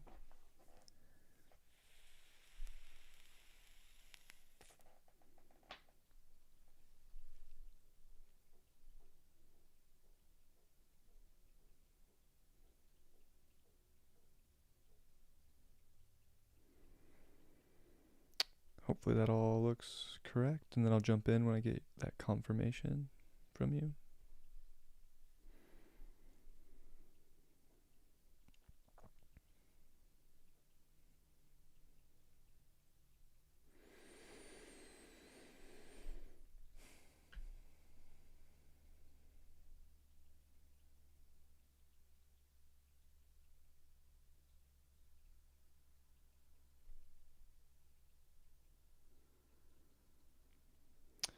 What do you think, Elizabeth? Are we good? Ready to roll?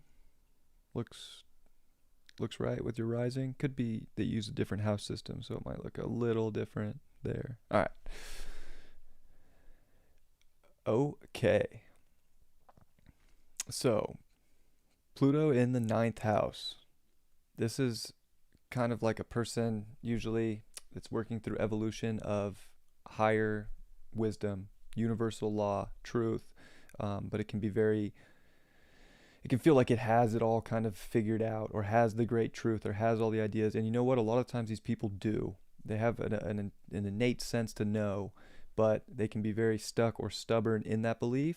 And the polarity is the third house, which you have intercepted, ninth and third house.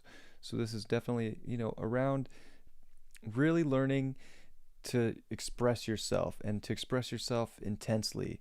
Um, you do have Black Moon Lilith in the third house too, so that expressing your values, expressing yourself in a practical way that makes sense to people. So it's about finding the words to channel the intuitive thoughts or to realize that other people in life have a different truth.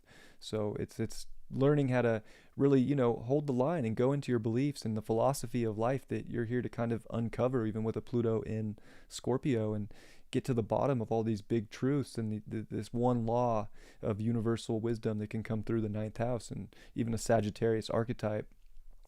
But learning too to balance it out with that third house Gemini archetype of that everybody has an individual belief and truth, and just because someone has a different truth than you does not mean that yours is wrong. It's just learning to accept it, that they're another person living another life, and that what you do have a special innate ability to use your intuition. You're learning as a soul, and you have been in past lives, to really trust your intuition. It's a soul evolution that's building upon that. So very powerful intuition, very deep intuition that can be also like obsessively compulsive, like I'm right, this is the only way. But maybe you are right. It's not about being that you're wrong or right. It's just accepting that other people are going to have different truths in existence. But the more you can find words and communicate and articulate your knowing, the better you can have conversation with people. And they can be deep conversation, they can be powerful conversation, but really also expressing how you identify and accepting that other people will identify differently with certain beliefs or religion or truth as well. 10th house, Sun Saturn, definitely serious. Strong Saturn, having Saturn and Scorpio in the 10th house. So it's time and karma. This is a very like karmic life, and it takes time to work through the karma, and it takes time to find your persona and your character. But likely through your Saturn return, which was 14 through 16, 17. That was probably a big time of like really taking big initiative towards really like your self-expression and using that Scorpio depth and your intuition and penetrating into all the existence and the beliefs and all the deeper layers that can come. But it's almost like a legacy too to penetrate. And Sun South Node is definitely, you can definitely maybe want to just be too responsible or have too much outer persona or almost like hide things from people. And I would say that the polarity and where your North Node's at in the fourth house is, you're really trying to find your inner security with the Taurus placements too, and really finding what makes you feel comfortable, secure within yourself, so that you can bring the depth and the most authentic, highest form of character version of yourself. And that South Node is ruled by the Pluto in your ninth house. So I mean, I think that there's probably a really intense past life of maybe public scrutiny, maybe revolving around beliefs or religion. that maybe you kind of carry into this life of kind of still feeling like you have everything uncovered, but maybe like maybe it's still not time, and you still have to take in more of the information in the present and relate that with other people. And then that North Node's ruled by Venus, and you have Venus in the 12th house in Capricorn. Um, it's really, I think, responsibility for yourself and your emotions and your relationships, and the relationship to yourself is so important, because that deep well within you has all the goodness. And as long as you feel secure, even if other people don't have the same beliefs or the same visions of where society's going, or what the world should look like, or what government should look like, that you're still finding your security no matter what the outer looks like. You're feeling like you can bring that into your life. And Venus in the 12th, and with Neptune, definitely it wants the dream, it wants everything to just kind of show up in some way. And I think it's kind of like learning to be practical about the dream and how to manifest it. And you manifest that dream by taking on the responsibility inwardly, instead of letting things outside of you kind of dictate maybe how you should be feeling, but like being like a rock. I feel like North Node, fourth house, um, in Taurus is almost like you're learning how to be like emotionally hardened and secure, so that you have like your soul capital, your worth, and your knowing locked up, and it's all in that deep well within you. And the more you have that locked and loaded, the more you can manifest the dreams, the more you can attract in the partners that are going to bring that, instead of maybe just an idealistic approach to what the world should look like or what partnership should look like. But really, especially with Libra being the sign of partnerships and that being intercepted, there's like karma around like trusting other people, or letting people in, or letting other people maybe teach you, because I think you already might feel like you just inherently have the answer, and you do, but there's still more we can learn from people. So it's like learning from people while still identifying, and communicating with what you need to express, and not just maybe putting on the rose-colored glasses about yourself or about other people, or maybe idolizing just what other people need to be doing because it doesn't maybe fit your vision of or belief of that. But it's also extremely creative. You can definitely bring all that to life. It's just like, especially with a strong Venus at 0 cap, it's like the work and the practicality can bring that into your life for sure. Of course, having a 10th house sun and a 10th house Saturn, like, how to show up. Like you're gonna put the work in. It's just about putting the work in ways that you feel right emotionally, and what you really want to dedicate to, and not dedicating to just anything, because that will maybe make you feel like you're not living the dream that you actually do want to live. And you are learning Capricorn energy with a Capricorn ascendant, even at 8 degrees. Like, there's a seriousness to you, and it's a seriousness of like using time as your to your benefit, instead of maybe just wanting things to show up, realizing that they take work. You had your Jupiter return, Jupiter in Capricorn. Like, you doing your Jupiter is so powerful for your soul evolution.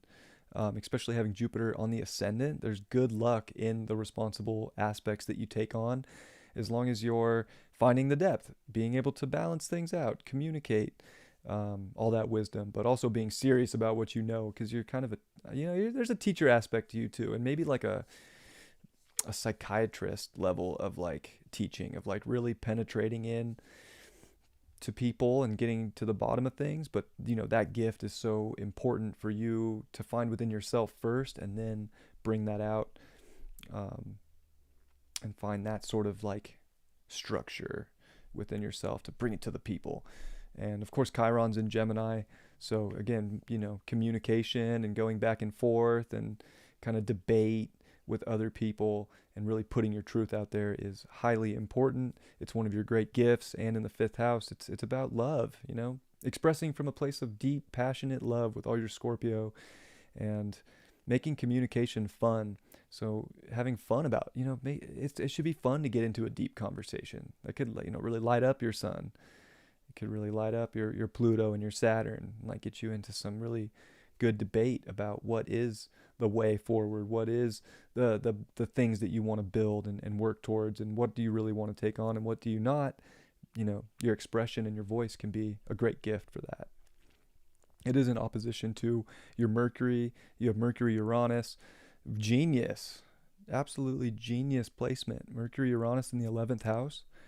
I mean, talk about being a channel, talk about being just connected and having a huge antenna. Very powerful. And especially, Neptune at 29 Sag too in your 12th. I mean, like you have it. It's just communicating it. And it might come off, emotionless, or it might come off brash to people, or rub people the wrong way because you're kind of, you have this eccentric, different, approach and vision that maybe others don't have. And maybe that's part of the wound is with Chiron, is that, it really broke maybe your heart in a past life, not being accepted for your great vision, your great belief in the public eye, but to know that you have all that gift to put it out there again in this life, but in a much more grounded way within you. And Moon in Leo.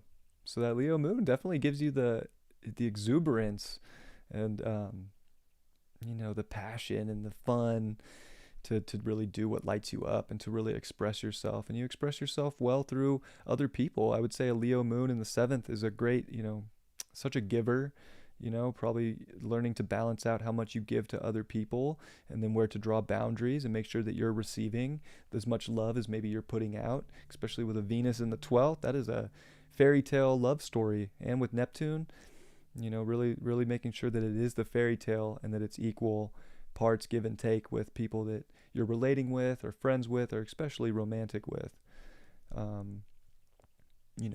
Leo moons want the attention for sure. You're here to get the attention and you know how to get it, and that's powerful.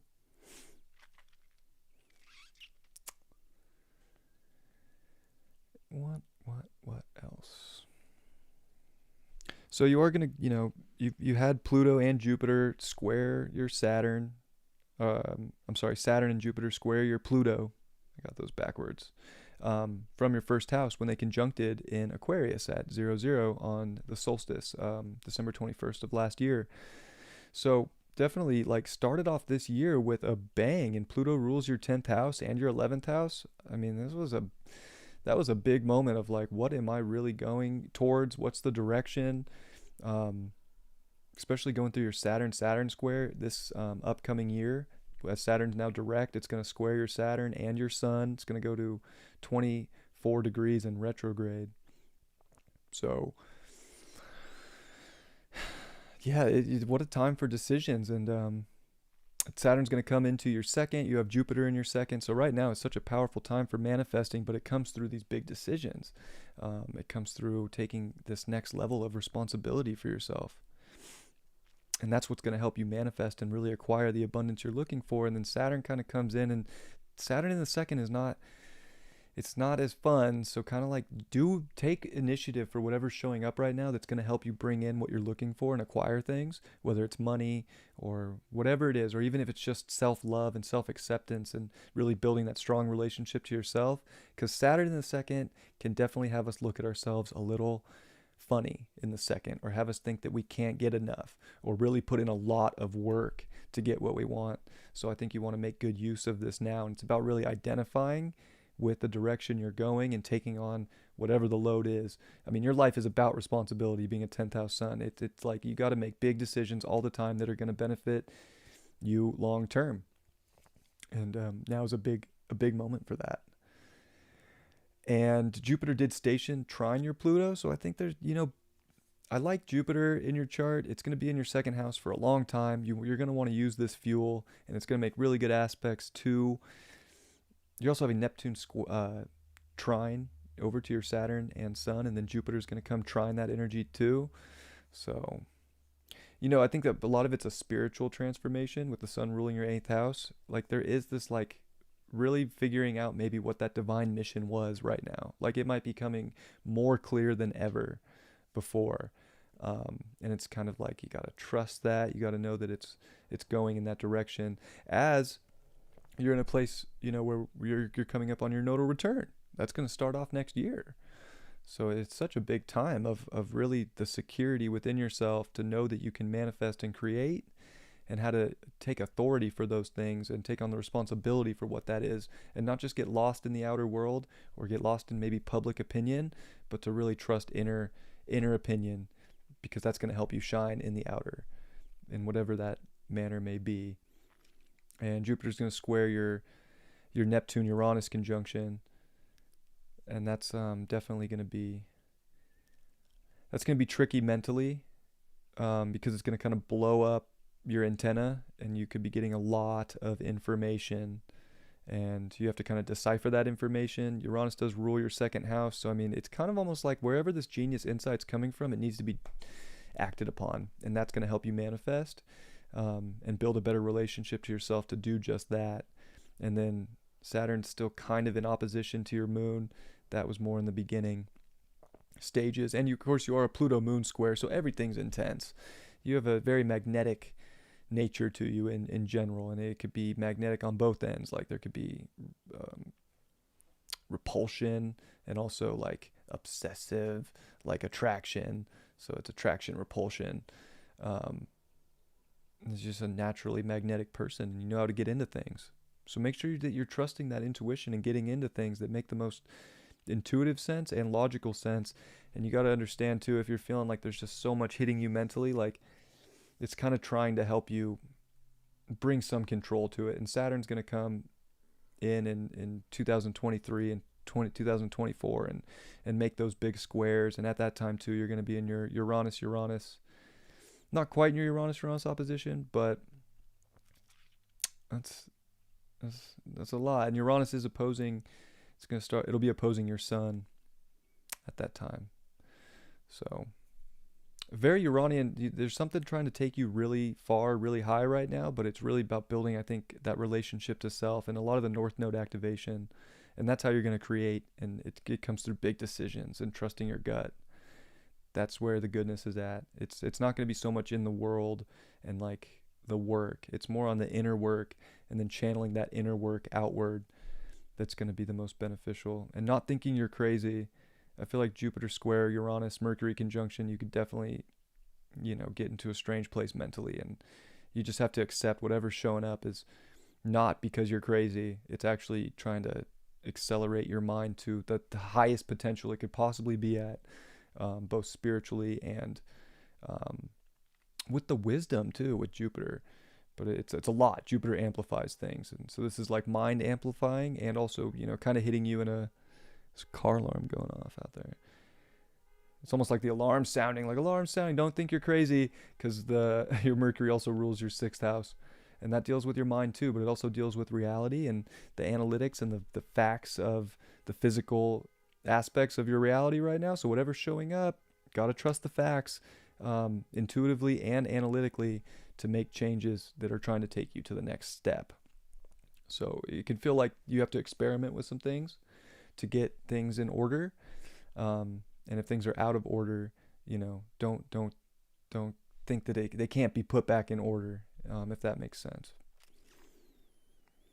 And Pluto's going to come over your Mars, and you have such a strong Mars in the first house in Capricorn. Yeah, you're no pushover, So use that strong energy, and Pluto's going to kind of rewrite that and give you, the next step of that intense Mars.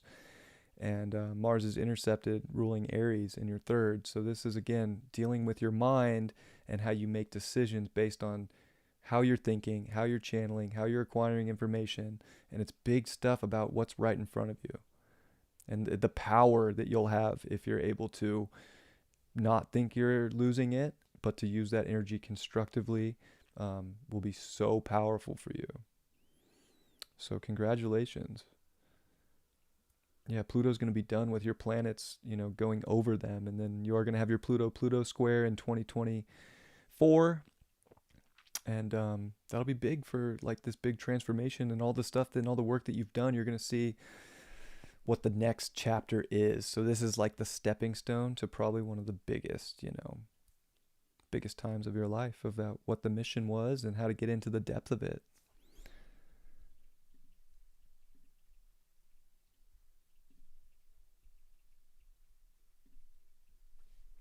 Oh wow, you're coming up on a progressed new moon too. Gosh, there's so many people are getting that. This is really new chapter stuff. So you're 11 months away. A lot of that next year stuff that we were talking about and those big transits, like that's what it is. And especially having the new moon, the progressed new moon in the 12th, and you have your progressed sun on your Neptune. Oh my gosh, this is like the biggest surrender moment you could ever be in. And you are going to get that progressed new moon in Capricorn at 0, 0 Cap on your Venus in your 12th. And the sun's going to burn out your Venus. I got to be honest, this is one of the biggest relationship times of your life, as well as the surrendering of whatever spirit and God and the universe has in play for you, and being able to channel that into making these decisions. Part of it's just this huge karmic cycle that's trying to come to an end for you. So this can feel like you've made it this far, 36 years old, and wow, like that was just the first karmic chapter, and now it's almost like getting ready to step into some serious dharma. It could be extremely beautiful, but it can also be like a lot of self-undoing if it's not focused or channeled spiritually, or having the trust and the surrender to let cycles end. Because if you fight where the universe is trying to take you and claw and scratch and just, be stubborn about it, I think it could be, the universe has a strange way with the 12th house of isolating you and making you get into those spaces spiritually if you're not already in them. So it's always, especially for that, it's going to be trust in the universe and God and spirituality, big time.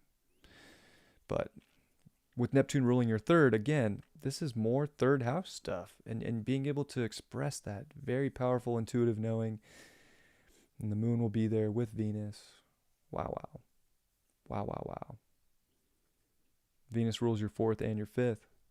So more of that really emotional foundation as you start this new cycle, and being able to accept that, a big karmic cycle in your life is changing. A big relationship moment is about to show up out of nowhere, and it's activating your Venus, which rules your intercepted ninth house. I mean, this could be the relationship journey maybe you've always been waiting for, if it's romantic. If you're in a committed relationship, who knows?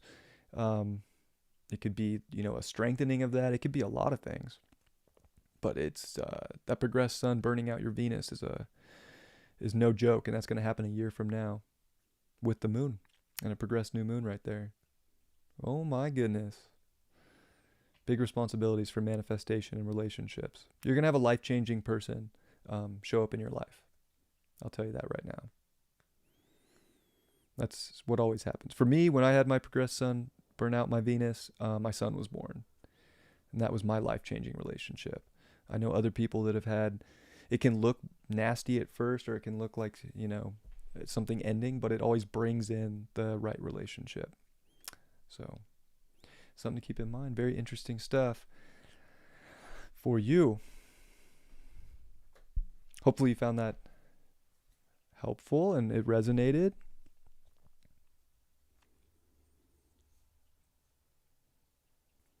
Gosh, people are going through some powerful moments in their life right now. I love it. I hope you're doing well.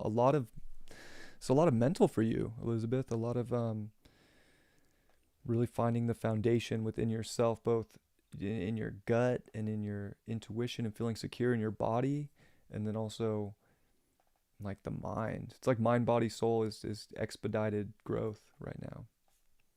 And they can feel, that can bring a lot. It could be anxious, a lot of things.